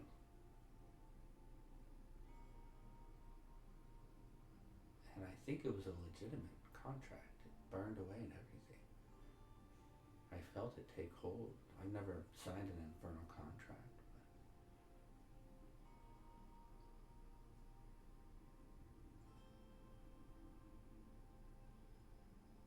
I have to go. Janae rushes out. If you want to continue to talk, we have this connection for 24 hours, but I'm not listening to anything you think of. Only communication. I'll speak later.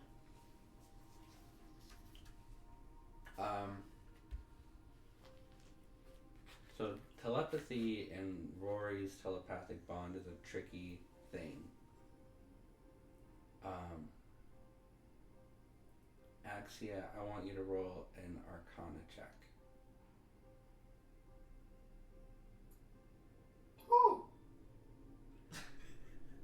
This will determine whether there's any overlapping between those lines of communication.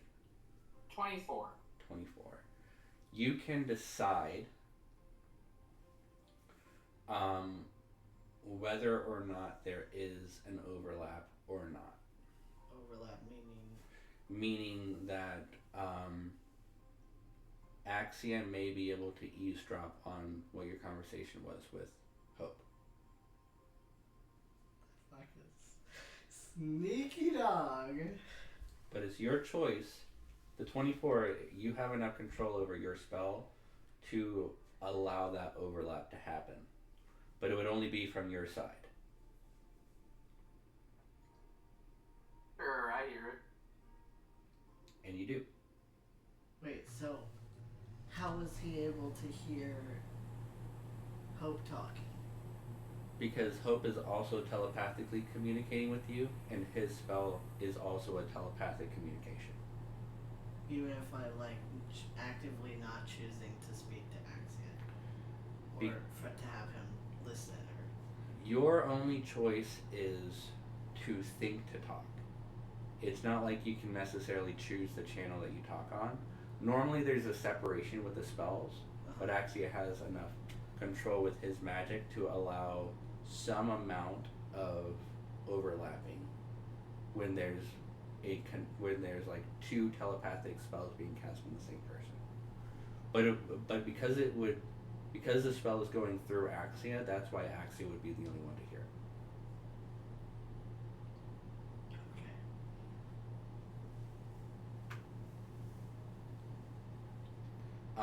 And with that, Dale Earnhardt Jr. What? Stands up and walks away, and LIMOY follows him. And Axia, you come to Dor Thandriel's room. As you open this room, you see a wide square room set with very soft, very fine white sand. And in the center of the room is a stone, is a round stone platform of a smooth stone boulder. Almost looks like a giant skipping stone set in the middle of this with four quartz obelisks with these runic enchantments written on the sides that make this square that this circle is inside of. There is a specifically and very intricately drawn, almost like a Zen garden, like a very intricately drawn pattern through the sand. And you see Dor Thandriel is sitting on on this stone platform in a meditative state.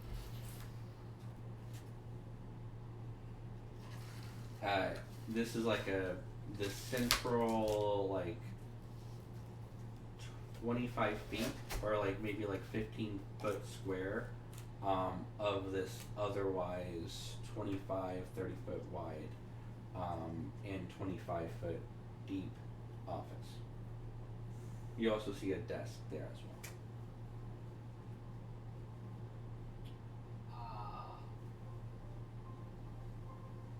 I can't float. I'm going to disturb the sand.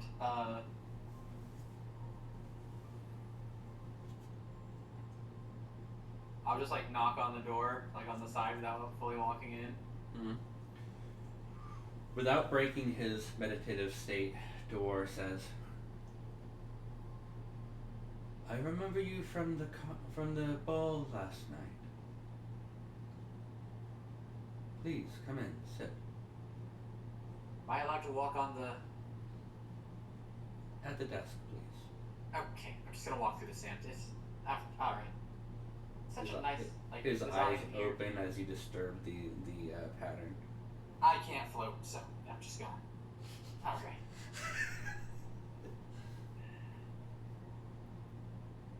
I am in the chair. No, awkward you don't have shuffling. you don't have to walk through the sand to get to the chair. The chair is like outside of this 15-foot Oh, square. I that is the misunderstood Zen the garden. design of the No, it's like a Zen garden in the center of his office, but everything else is not Zen garden. Oh, I can walk around it. Okay, good. Okay. It felt like this whole I thought you were walking through the sand to him. Okay. Yes, yeah, I was like, oh, I can't. Yeah. In that case, he does not break his Okay, meditative good. state. He's like, hey. Just at the desk. Don't My fuck fault. it. My fault. Don't fuck it up. How fucking dare you?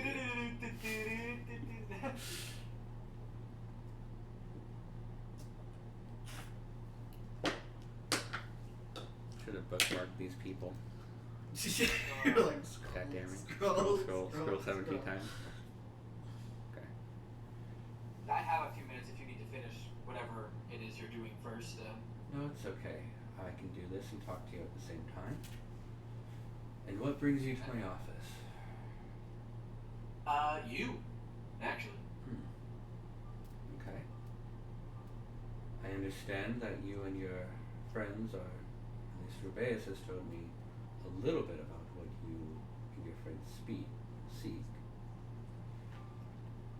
Is this about that? Yes, a little bit. I'm sure you could have, in what your abilities are, I'm sure you could figure a little bit of it out without me ever telling you anything. As skilled as I am, the master of these harbingers is very adept at hiding himself. And that is what I've come to talk to you about. Okay. It's my understanding that there's certain protections in place to keep people out. But obviously that did not work yesterday. The Emperor's son. Yes. You, Exactly what I'm investigating right now. do you need help? Finding out who took the Emperor's son? Well, I or think how I they figured got out in? That is the more important part. Well, they Because we know who. They dispelled the alarm and the arcane lock to his bedroom from the outside, and they flew in. What I'm trying to figure out is, and I'm nearly there in the footage.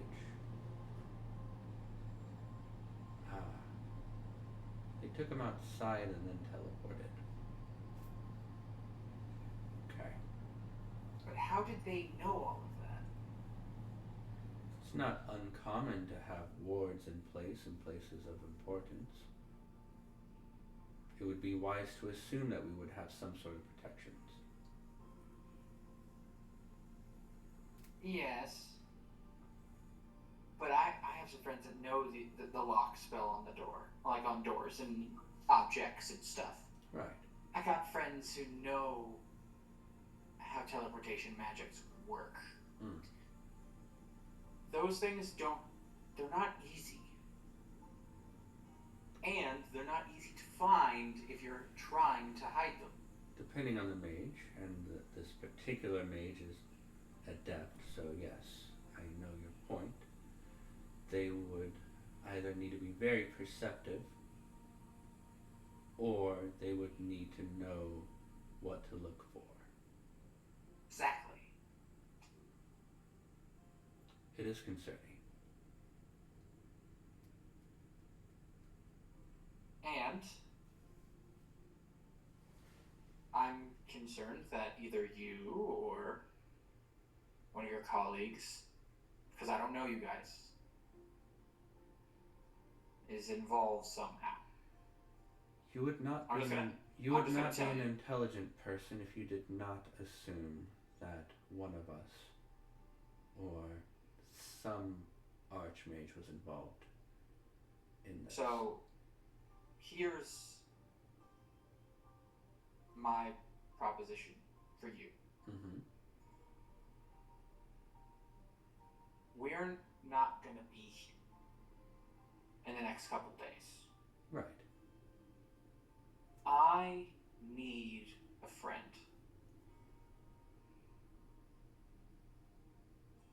You need somebody Friend. to report to you if they find anything interesting. So we can help. As long as, I mean, you're in here. But first I need to figure out if I can trust you.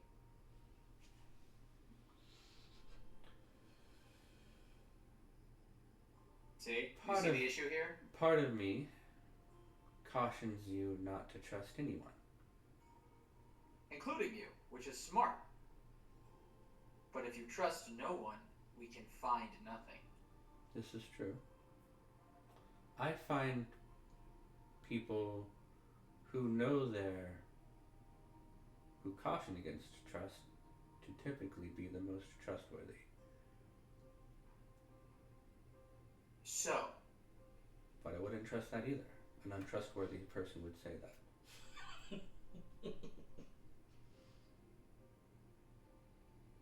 I would like for you to open yourself up to me.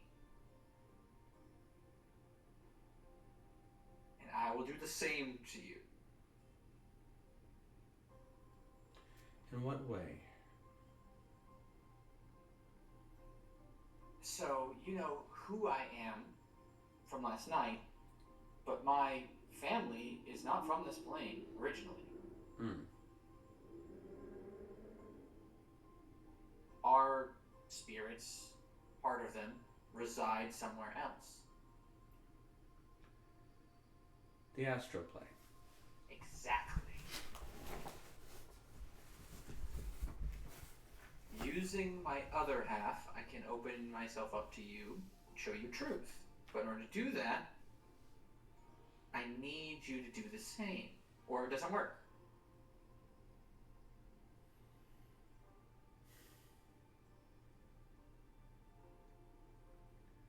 You understand my position here in the castle, It's exactly why I'm coming to you.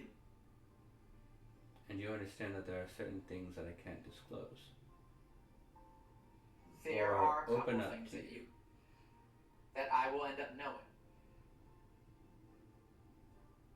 I'm trusting you with everything we know that you could use to fuck me up if you wanted to.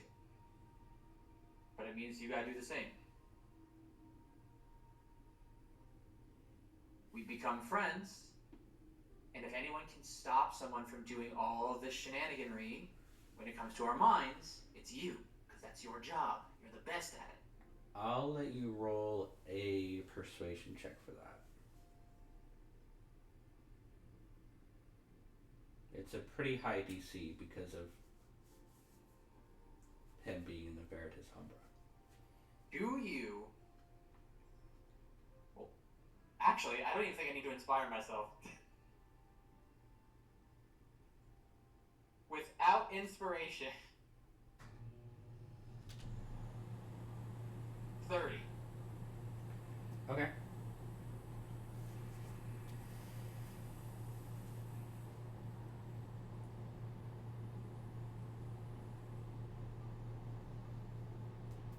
Must I open myself completely to you? I don't need to know what you do. Like, I don't need to know your personal life. It's all about everything that has to do with this place and these people. And I'm going to give you everything that I know about the people that we're searching for and how we've learned this stuff and the connections we've made. You're going to end up knowing more about the situation than anybody else in this castle outside of, well, me and you. And the people who done it. Depending on the spell that you're casting and what you're doing, if you ask the wrong question, it may block both of us out, and there's nothing that I can do to stop that. I just want you to know that it is not me being uncooperative. It is That's the fair. nature of my role in this academy. But you can try. I'm going to be trying to cheat the system here, and this is how I've gotten away with some of the stuff I've been doing. You can try. And I won't be asking any questions. We should just feel the information shift. You just have to open yourself up to me. What are you casting? We're both going to go to sleep. He is a dark elf. He can't sleep and he's unaffected by dream. Well, that's what I'm saying. That's why I'm asking him to willingly help me, because I don't technically sleep either. That's true. The idea is I'm putting us in a mind space centered on the astral plane so I can use my Quarry Spirit. You want to astral project. I'm cheesing it, but yes. It's like a fakie.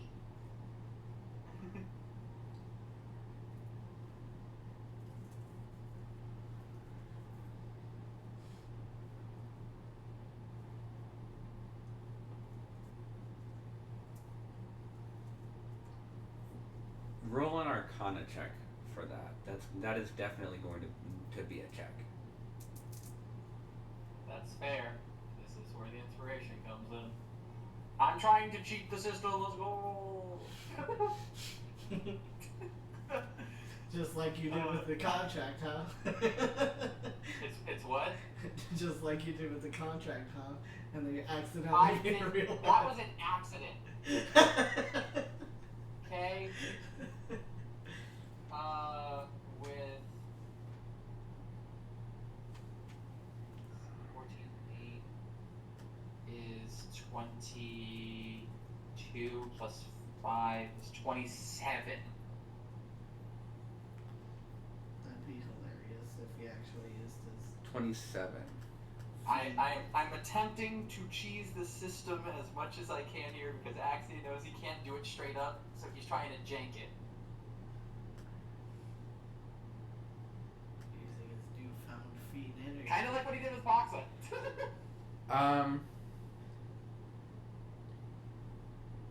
Can you let me know exactly what you want to use your Quarry Spirit to do?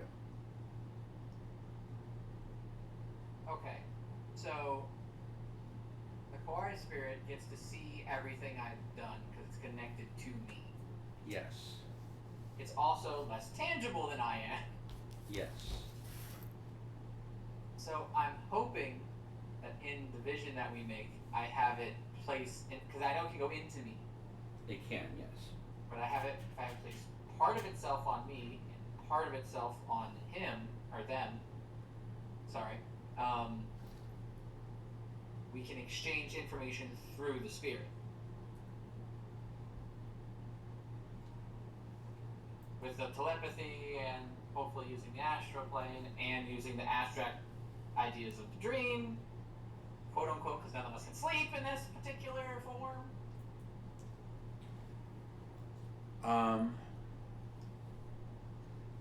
What I will allow you to do, this is as close as you're going to get, That's is fine. I will allow you to use the fused abilities of the Quarry Spirit, which gives you access to detect thoughts. Okay. And then you can use detect thoughts through the Quarry Spirit to try to read Door's mind in this liminal space. Okay. That's the most cheesing the system that I'm gonna be able to pull off. That's fine. Yes. I will totally burn the 6th level slot for that. Okay. So you The most expensive detect thoughts ever. you and this Endor enter this dreamlike state. I use my cards to set up the spell. And what does this dream look like? So as we start in the space, it's, think like that blank white space, like in the Matrix where they get all the guns to slide in the first movie. Yes. We're in that blank space at the beginning. The training area. Yeah, where it's all white. Mm-hmm. And then in the distance is like the purple starry background of the astral plane way off, and just like the Raxan wave flies into focus like really fast, almost like it's moving to us. Mm-hmm. So instead of us traveling there, I'm pulling it temporarily to us. Perfect. Just roll. And as the astral realm collapses in on you and you find yourselves in this floating space in nothingness, in front of you appears your Kuari spirit, Nelfi.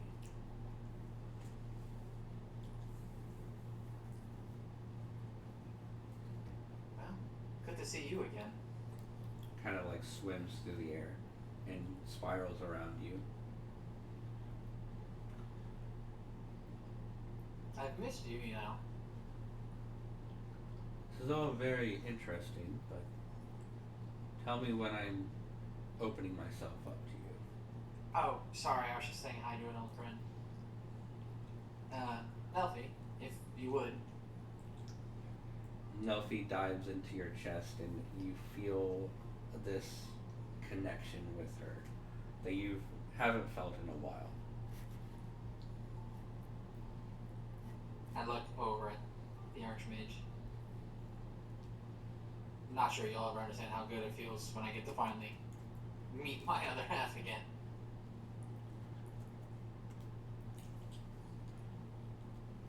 Anyway, reaches into my pocket, pulls out a card, and I'll have the card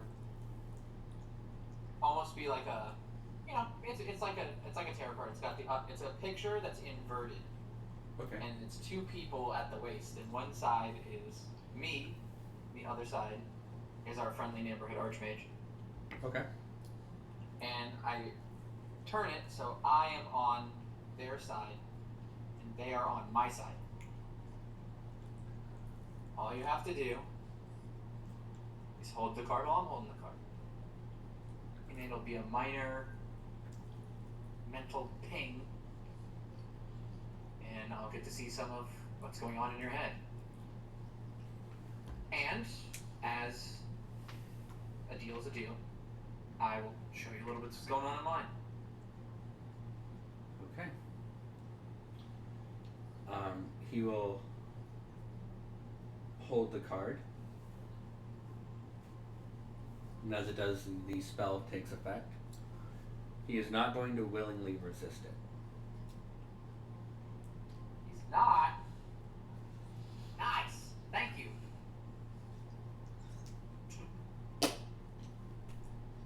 So, as I'm plugging in here, what do I get to see? Initially, what you see is the office space you were just in, his divination circle, and you see him sitting on the divination circle, and you see dozens of doors surrounding him in this circular room. Some of the doors are locked, some of the doors are unlocked and open, and each one has, like, when you look at it and you focus on it, it kind of like wavers and becomes semi-transparent, and you can see a little bit beyond it, gaining an idea of what memories these doors hold. Your intention is going to drive you through this place, so you don't have to. It's not going to be like a dungeon crawl or anything like that. Okay. Whatever you intend to look at, or look for, you will psychically seek out. And if there's any barriers, then I will let you know. I will be searching for any interactions between himself and our other suspects, or anyone who seems out of place, like a drow or something like that, right? Okay. So stuff like one of them talking about how the security's different or weird, or a change that one of them didn't know about, you know, things like that. Okay. So interaction. Unexpected arrivals that don't normally happen. Gotcha. So like interactions with the other archmages, specifically Thulrum, Hanzo, Hope, and Adeus, and any other out of the ordinary interactions with other people who are asking unusual questions about like the securities of the castle and such. Yeah. Okay. You don't move. Instead, this world moves underneath you. As it shifts and turns and twists, and you feel yourself flying through door after door, eventually coming to a scene wherein you see him speaking to a dwarven man.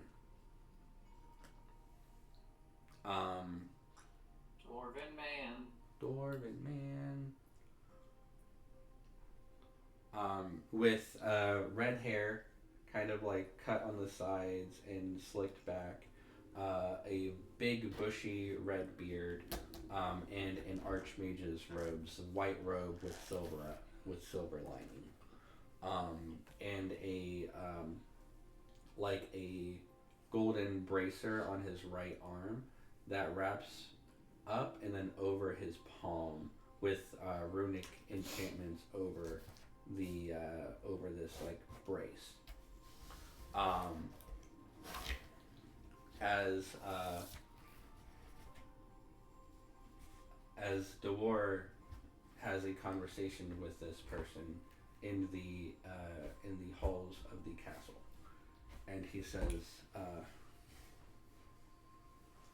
Thorun, I heard that there was an attack to the north. Some drows took the Emperor's kids. Do you know what the plan is with that? Are we shutting down transportation there? Or,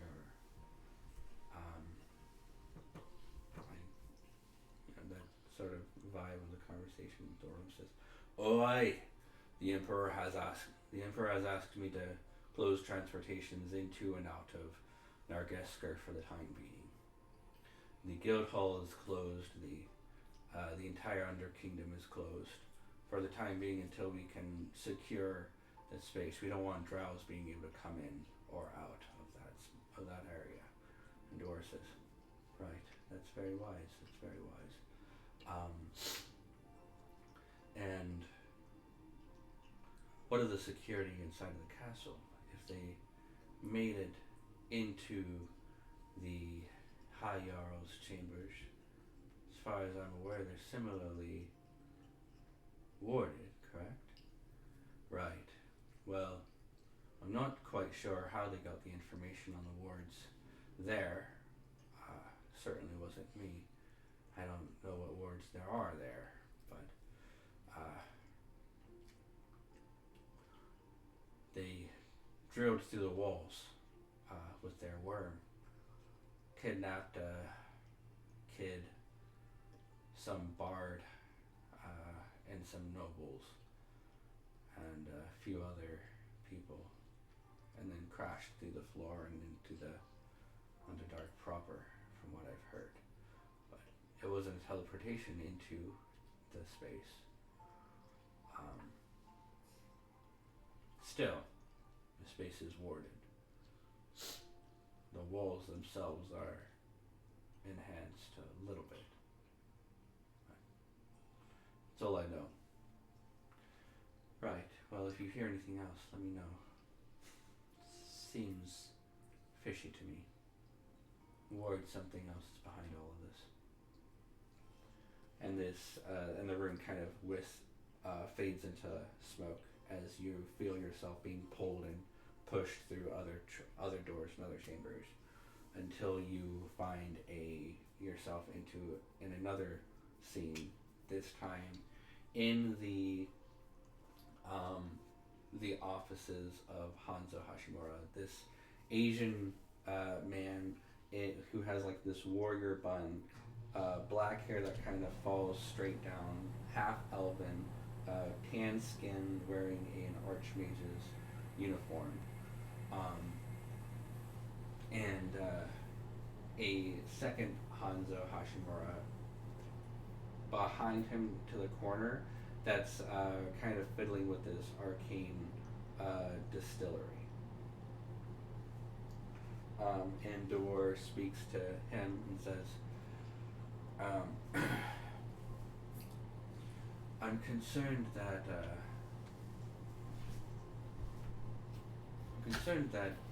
there's something going on in this city.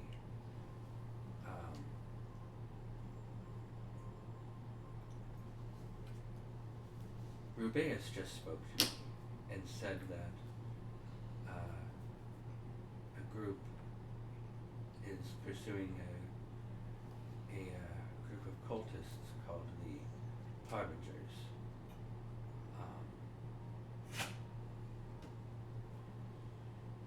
And I'm trying to seek out their leader, but whoever their leader is has hidden himself very well. They seek to destroy the Sunstone.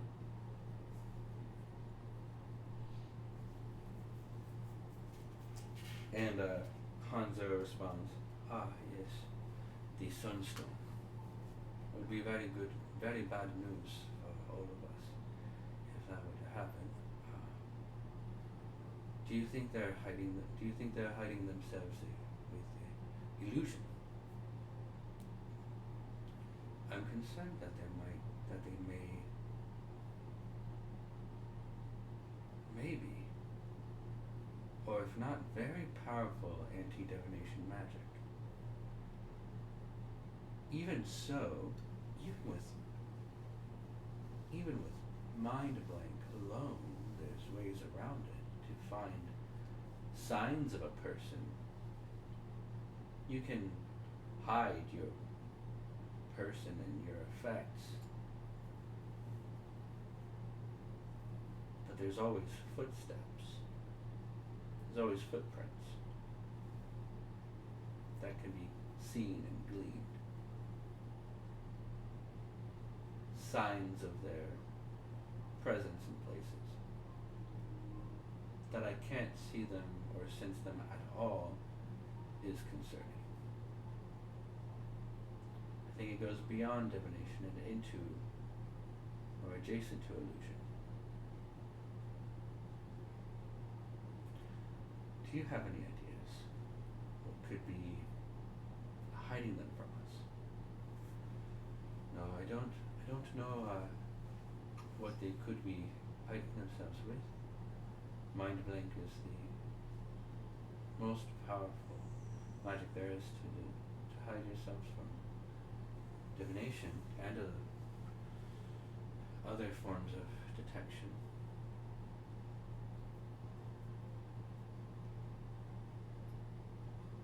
Perhaps they're just careful.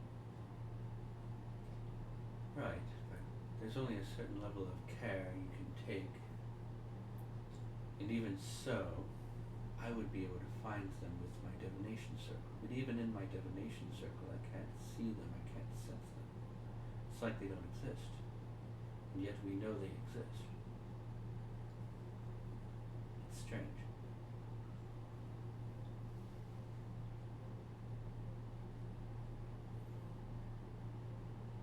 Could be any one of us. We wouldn't know. But simple test is detect magic, right? If you detect their effects, they're not hiding themselves, at least currently. If you do not detect their effects, but know that they are wearing them, that's a sign. Not necessarily suspicious, though. Many of us wear periups of detection, of proof against detection. I do. My simulacrum does. Archmage Artillerist does. Felicia Aldebrand does. Bell does.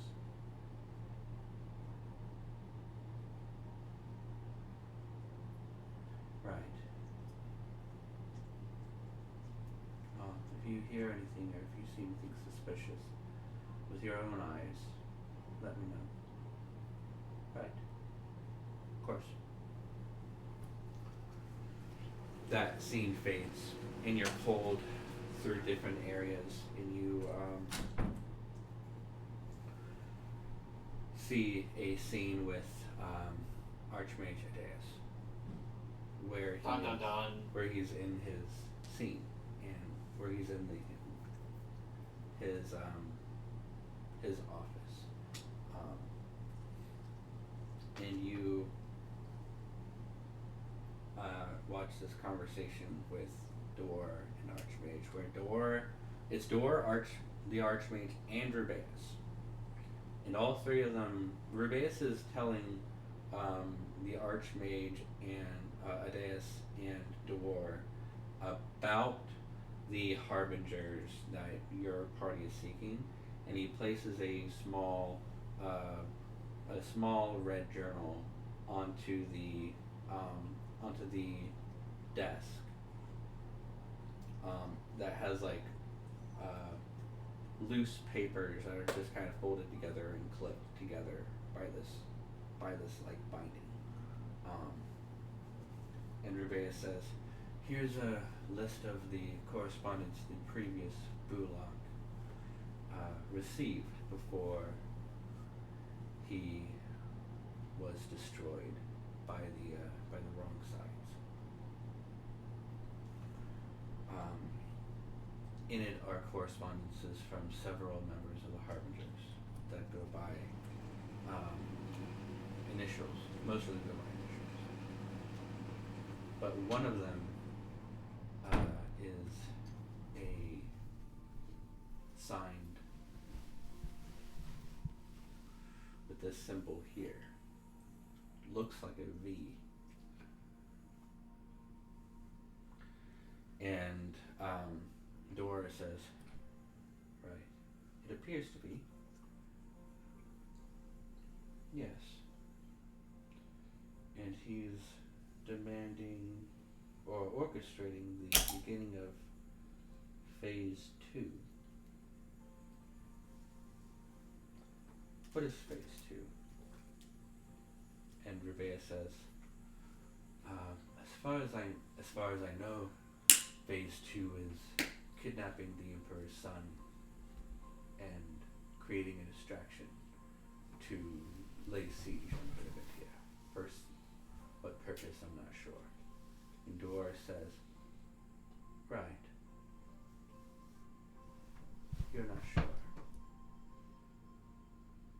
And you see Dor look at Adeus and nod his head, and Adeus looks at Rubeus and says, Rubeus, I suggest you be completely honest with us. What do you know about the Harbingers? And Rubeus shakes his head and says, I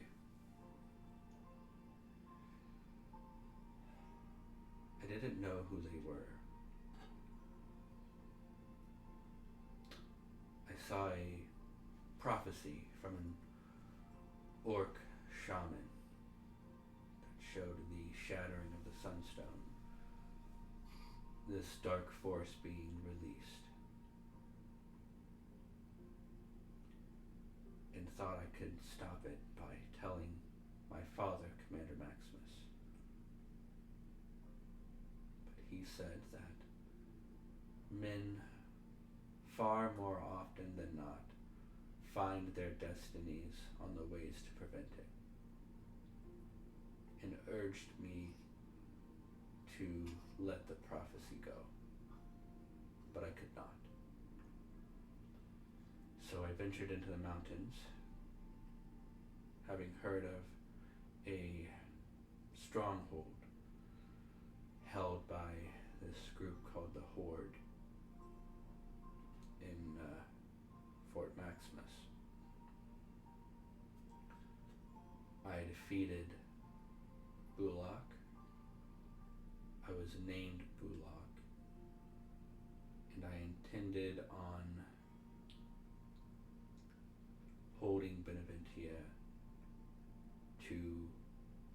safeguarded against threats. And Duor says, right.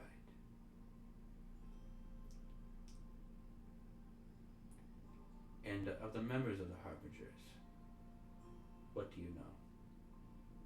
And Rubeus says, they all use, what I know in this book is what I know. I know that LS is seeking a rival of the dreaded one north of Erinvale. I know that NT, or whoever NT was destroyed in Lamoth.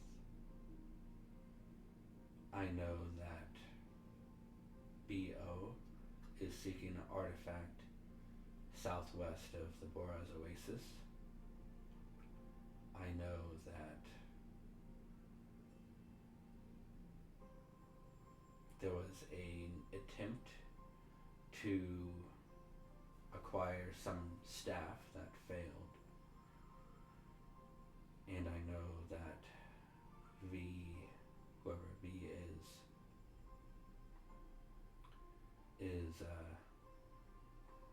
has widespread machinations and seeks to destroy the Sunstone to bring out this dark force, which I've been told by the Wrongsides is a dragon. But I assure you,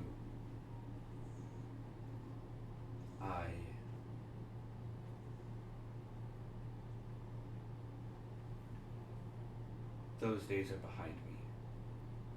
I intend to safeguard the Sunstone from within, yes, but as a soldier, as a general, not as a king. My best place is in the position that I am. And Dor says, he's telling the truth. His thoughts and his words match. And Adea says, right.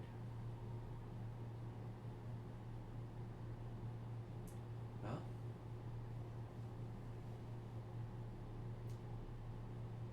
thank you for this information. We'll see what we can find. And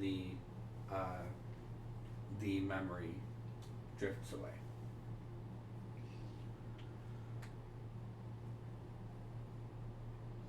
Is there any other curiosities that you had while you were in this space?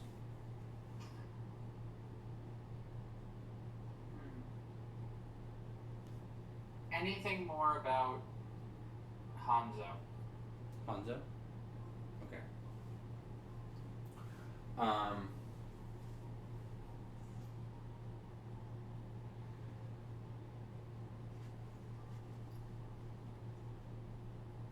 The only other information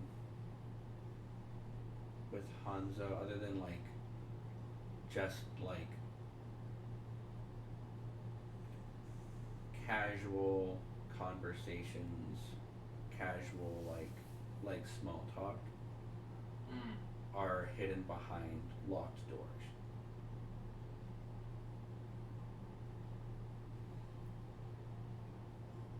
Well, he's the one who felt the most iffy to me. So I guess we'll go see what's behind one of these doors if I can get in. Okay. Roll an Arcana check. Arcana. You're gonna break his brain. Arcana these nuts. Shit, that's probably not good enough. Not for someone like this. 17.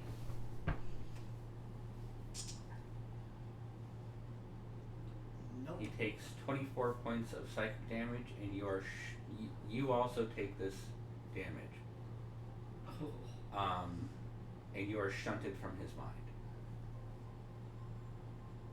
Damn. Ouch. Roll a d6 for me. I only took 12, so. Yeah, roll a d6 for me. With a 5, you are unable to cast Detect Thoughts again. The spell ends. Fair enough. Darn. Did you find what you needed? I think I have a trail to follow. Okay. But I think while we're here, I think that officially makes us friends. As far as friends go. Yeah. Look at the fantastical places we travel together.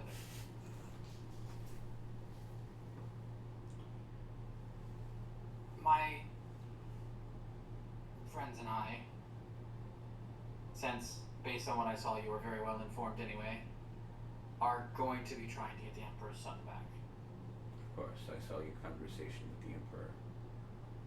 I see that you killed Baron Orlovsky, who was a vampire. Yeah, was a vampire. Was a vampire. This storm giantess looks Who like wasn't a she's, storm giantess. looks like she's going to be a problem later on. Mm-hmm. And you met two dragon lords. We have many friends. Boras and Kindred. Boras seems capable. I've seen him, I've heard his name. I'll try to contact him. Maybe I can get him into the city to look around too. He might be useful. He may not be so eager to come right now. Right, he's helping Kindred with his lair. Well, Kindred is gonna do what Kindred does. They haven't seen each other in a while, so I'm not sure how eager he'll be to leave, but he does not like Iliath. Right. Also, just to save you from a mistake I made in accident, if you do get in contact with him, you can let him know about me. And don't refer to him and Iliath as family. He doesn't like it. I saw that. I saw the conversation you had. Okay, good. In case you missed it. And I saw the conversation you had with Rubeus as well, so he is currently officially off of my list of suspects.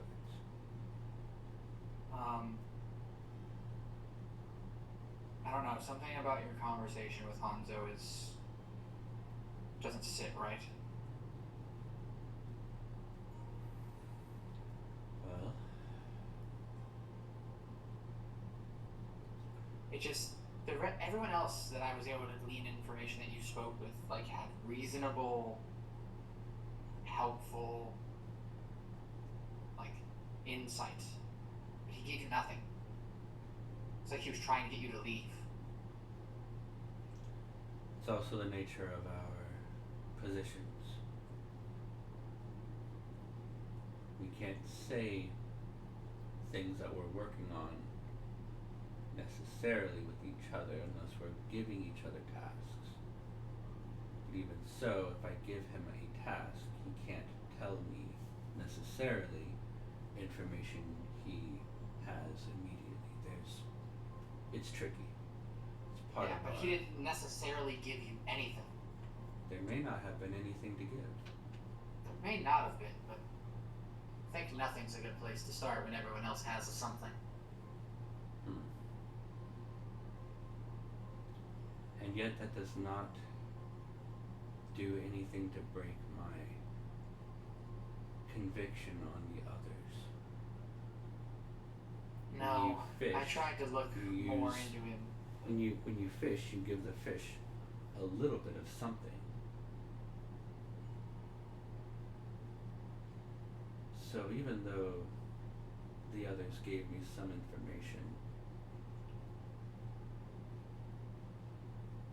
or seemed helpful, like I said, it's best not to trust anyone.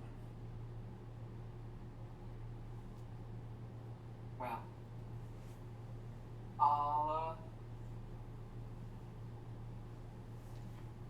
reach out my hand and, while we're in the mind space, like offer a handshake. This way you don't have to do it in the real world. He'll shake your hand.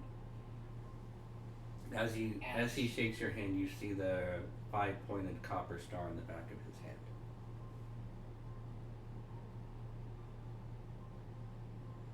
Okay.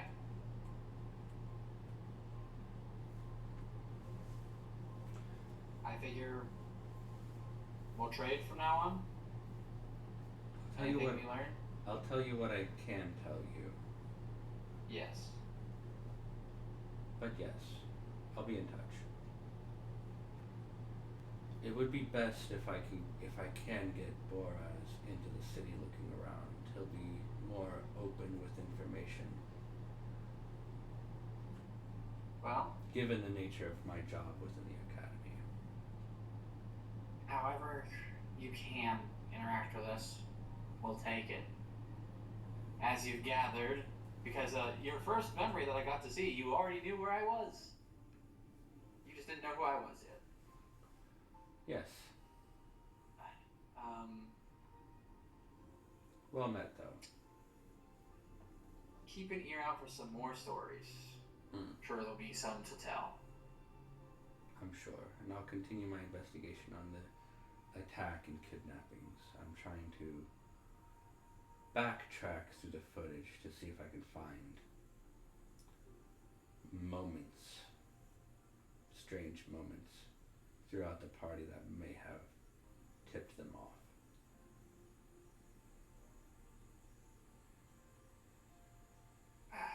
Well, I'm off on another simple adventure. Of course. He smiles as we get sucked out of the dream space. And the dream dissipates. And as the dream dissipates, we will move on to Yit and Gippu. For this interaction, I think it would be fun to kind of give you guys a reason to roleplay. So I'm going to have Koei leave the room and Chris leave the room. Okay, keep in mind we have about a half hour. Okay.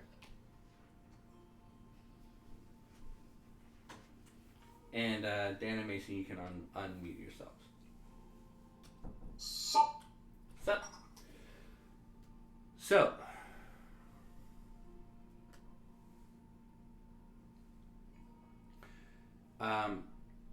you guys make your way upstairs.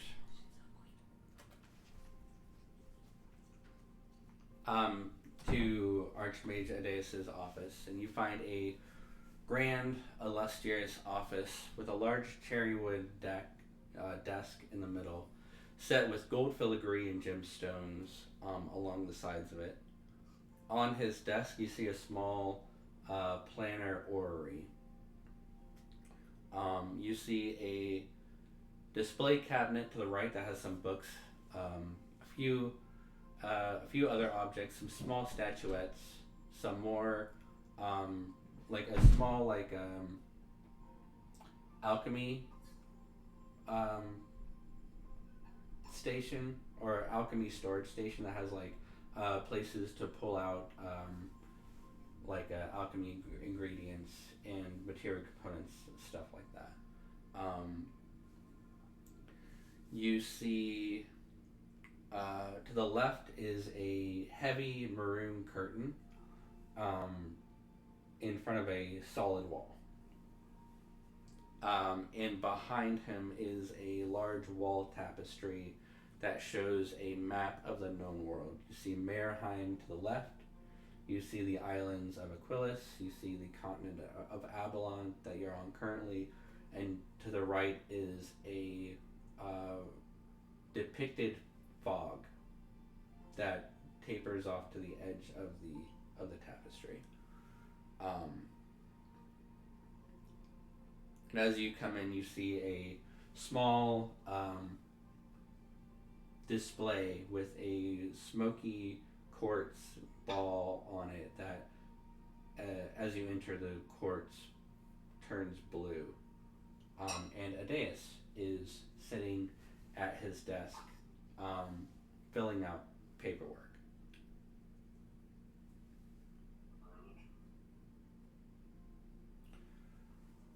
You brought the staff. I'm glad. I'm excited to. I'm excited to study it.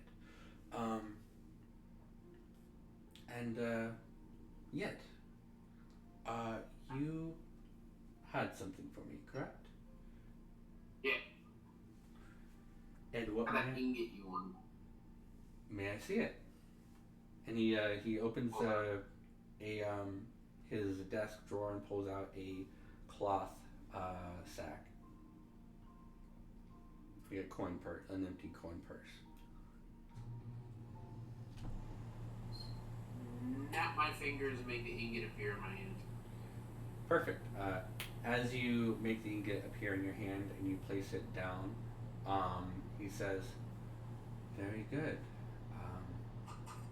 May I ask where you found this from?" As he begins rubbing his fingers together, and you see platinum piece after platinum piece appear and drop into this coin purse. Yeah, it was right after we escaped the dwarven first thing found with the dark elves. Let's escape the dwarven temple, dwarven city thing going on. After we dealt with the after we made friends with the Elder Brain, we got out of the caves, we saved that village with their potato famine. You grew like an entire 3-acre farm, was really cool. We were on the road, we came across a carriage that had been destroyed. I was immediately like pissed off that they were in our way. Right. Everyone looked at me weird when I attacked one of the elves that were on the carriage. Turns out it was a snake demon. Cut his bitch ass in half. Eventually went to hell and killed him. Really annoying bastard. That was a lot of work. Oh god, yeah. The elves were not though. Like they showed up and they were like, "Oh, we're going to assassinate you," and then my friend Gippu over here just went, "Have you heard the good word of my stick?" And they got it. We found a chest, opened the chest. Hey, look, stupid fucking ingot with a weird thing on it. Cool. Found out it was an infernal ingot. Really nice. Been trying to figure out what to do with it since. I was honestly going to use it as a paperweight. Well, I'm glad that you brought it to me. I had commissioned a group of adventurers. Sounds like they met a grisly end. But with this we can fight a snake demon. With this we can actually send more troops to the Shadowfell to assist, without having to rely on your convoy. I will send this to the blacksmith to have the tuning forks made right away. Okay. And this is for you. A reward for a job well done. 100 platinum pieces. Sweet. Yes, I know, Gippu, don't look at me like that. What? I was looking at the money. you gave me a look. You like in real life you just gave me a look like, yes, platinum. More money. Yay. Yay. We give the platinum pieces to Gippu directly. Here you go, you keep all of this one. I just have a dead body. I can take it. You want dead bodies? I got dead bodies. Yeah, that's true. And The portal pulls out goblin corpse. You want a goblin? and one or a Gippu. drow?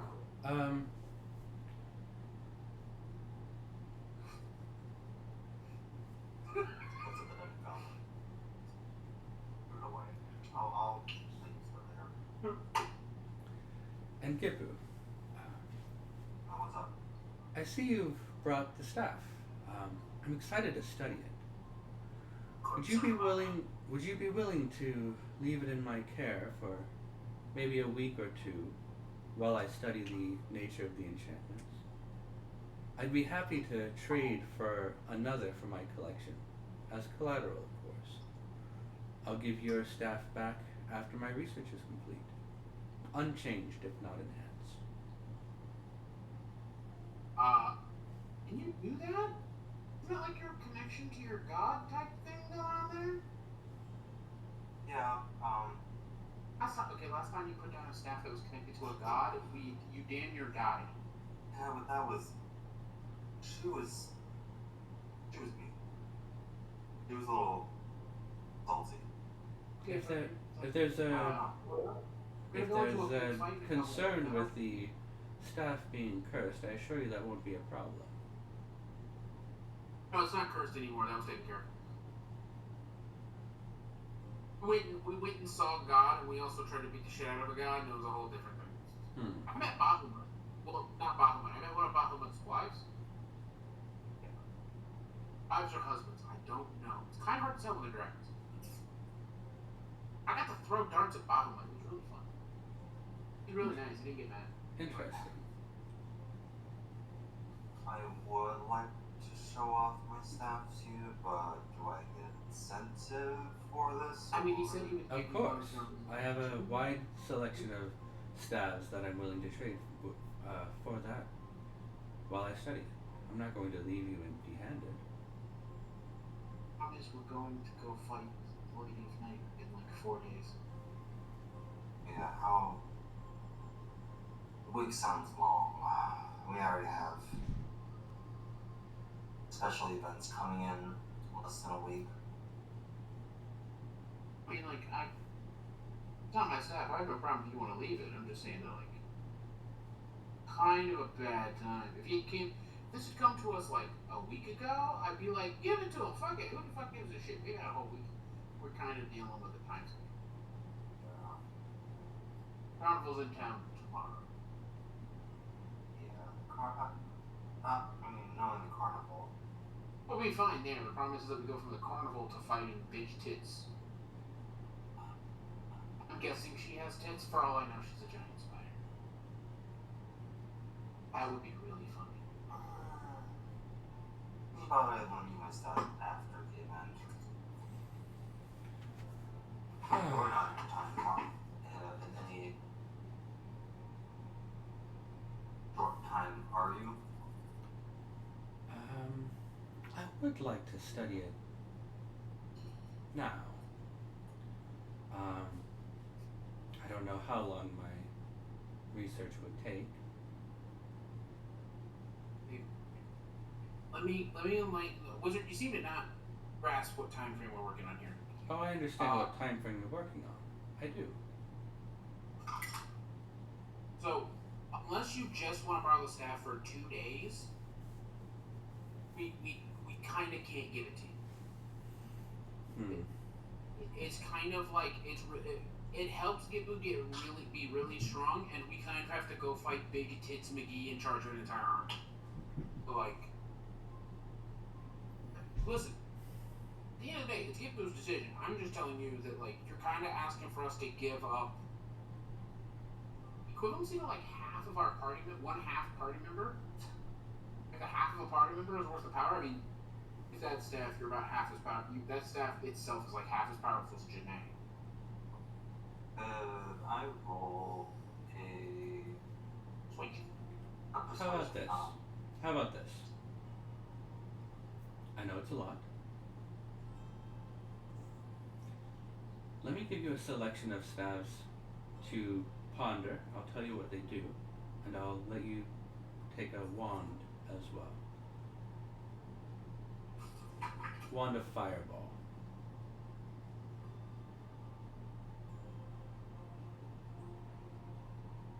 What kind of staff? Let me show you. And he'll stand up and he'll by the way, you look thirsty. Do you want something to drink? I'm good. No, we're good. Okay. Don't really start thirsty that often. He'll walk through the curtain, through the wall, and he'll come back with 3 stabs.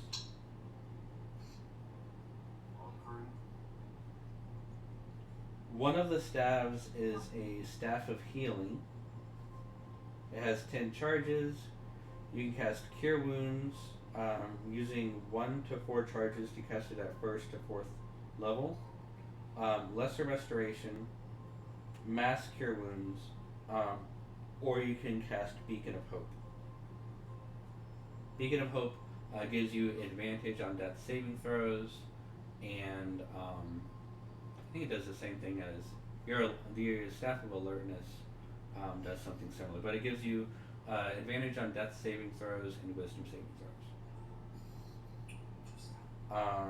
A staff of fire, 10 charges. You can cast Burning Hands with 1 charge, Fireball, Wall of Fire. With Fireball, you can cast it at 3rd to 5th level. And a staff of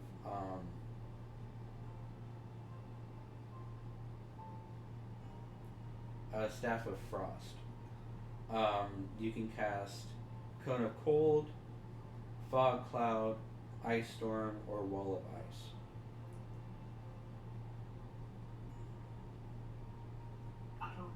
And you can you're unaffected by difficult terrain caused by snow and ice. How does none of them sound as good as you being able to just say, I make my spells do radiant damage? Like, that part alone makes your staffs kind of bullshit. I know it's an ask.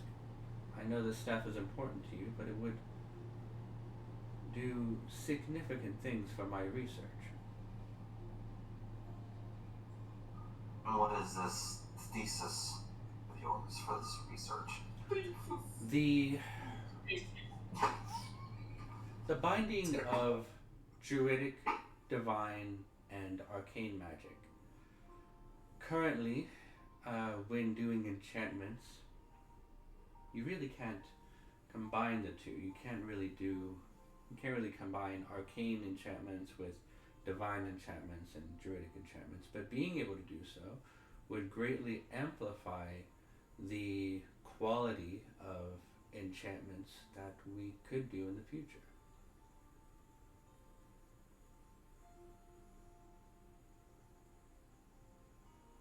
It may also allow us to combine druidic and divine magic with arcane magic in our spellcasting.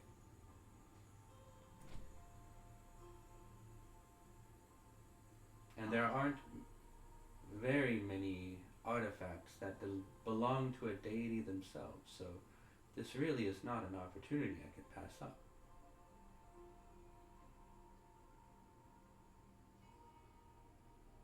Gippu looks to glances to his staff, just mumbles himself. Sylvanas, what do you think of this? I mean, if he wants artifacts given out by divine beings, we still have the Pearl of Power if you really want to. The Divine Pearl of Power, I should say. We have the Pearl of Power and the Divine Marble. What do you mean? Pulls out the Divine Intervention Marble. We got this from a god. An angel. An angel. Same difference as far as I give a fuck. What does that do? Supposedly allows you to invoke the power of a god, like a very big favoring of it, kind of thing. But I was told it's not fully guaranteed, right? This is a mote from a deity, but what I'm looking at is the enchantments created by the deity within an object. Okay. I mean, you talk to your god, find out if she's okay with it. It's your fucking thing. I got no goddamn say. You're asking the staff what they think? Yeah. Staff's connected to a god. The god needs to weigh in on this shit. Last thing you want to do is piss off a god of life. And You don't get a yes, and you don't get a no. That's great. You get fucking nothing.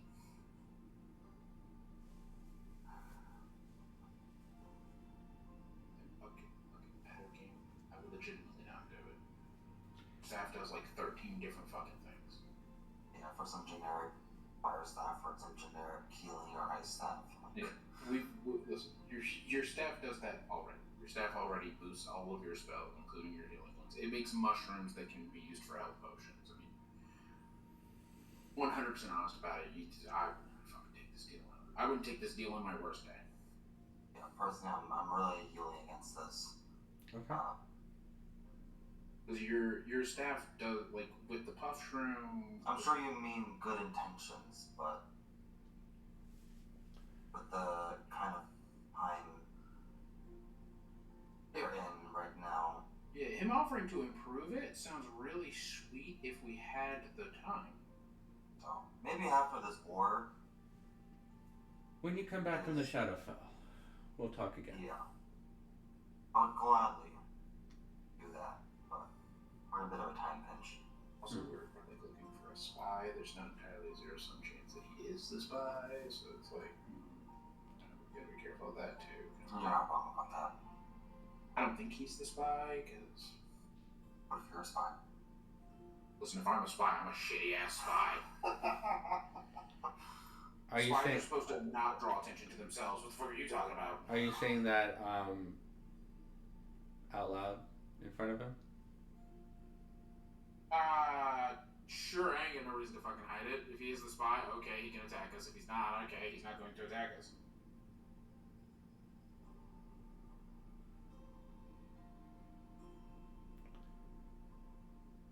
Watch where I get ambushed. This is also Yit talking, so it's like, Yit's not gonna bother, like, being secretive about it.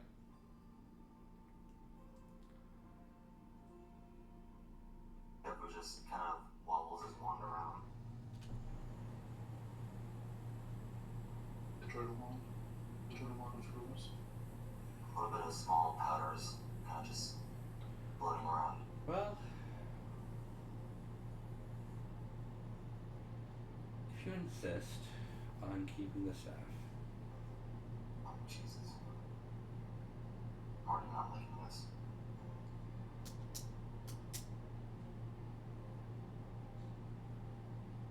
He seems to be contemplating something to himself. But his expression is like completely neutral. There's no like, he doesn't read anything.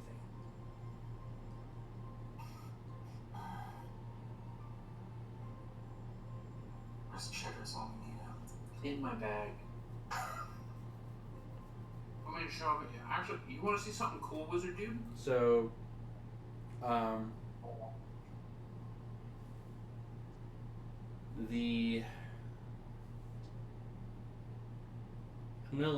gonna let you guys roll a d20 for me. Can I show the wizard something cool first? You can roll a d20 first.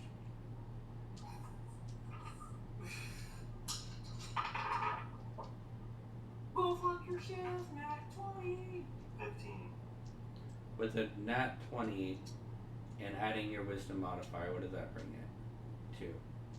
Or for me? Sorry, wisdom? 1. Yeah. 21? Yep.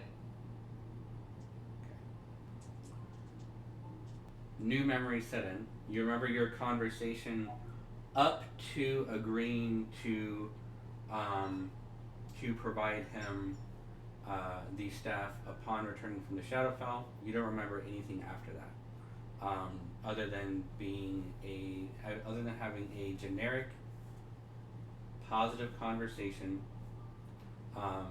You recall a brief conversation regarding him talking to you about what Reveus had talked to him about the Harbingers, him promising to help you find more information about them. But other than that, you do not suspect Adeus at all of being anything other than a trustworthy person. I mean, I didn't suspect him before. Man just wasted a whole bunch of fucking time. He may have, but nonetheless. Are we back? Yes.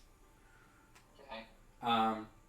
And with the conclusion of Gippu and Yit's meeting with Archmage Adeus, Accomplished nothing. Like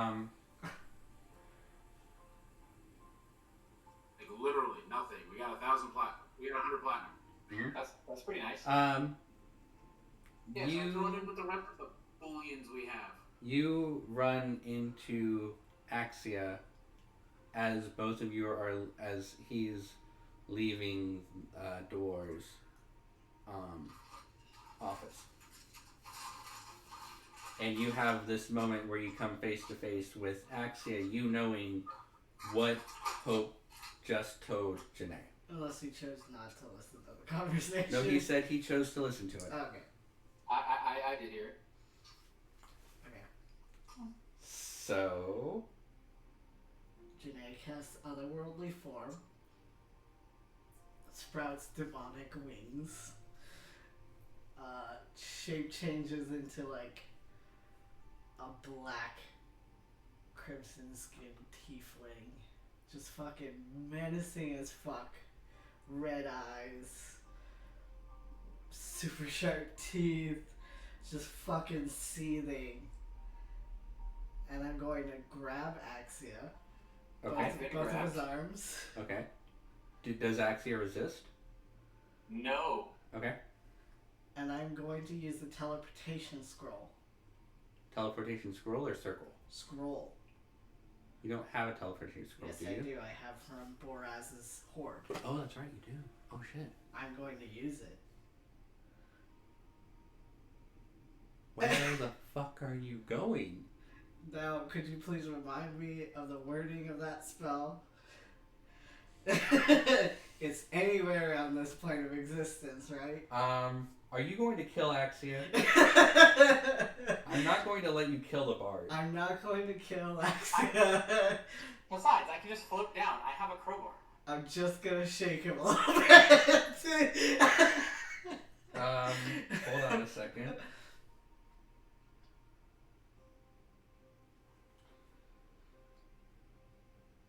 Instantly transports you and up to 8 willing creatures of your choice that you can see within range, or a single object that you can see within range to a destination you select. If you target an object, it must fit entirely inside a 10-foot cube. The destination you choose must be known to you, and it must be on the same plane of existence as you. Your familiarity determines the likelihood of getting there. Okay. Well,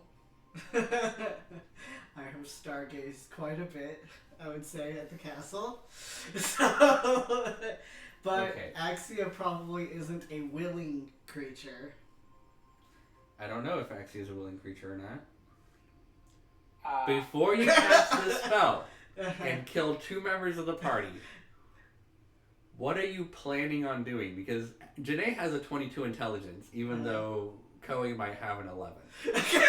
Listen, Linda. So where are you planning on going? Up. The moon? No. Up. it's on this plane of existence.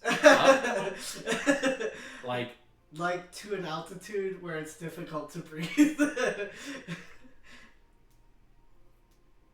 roll an intelligence check. This is your accuracy.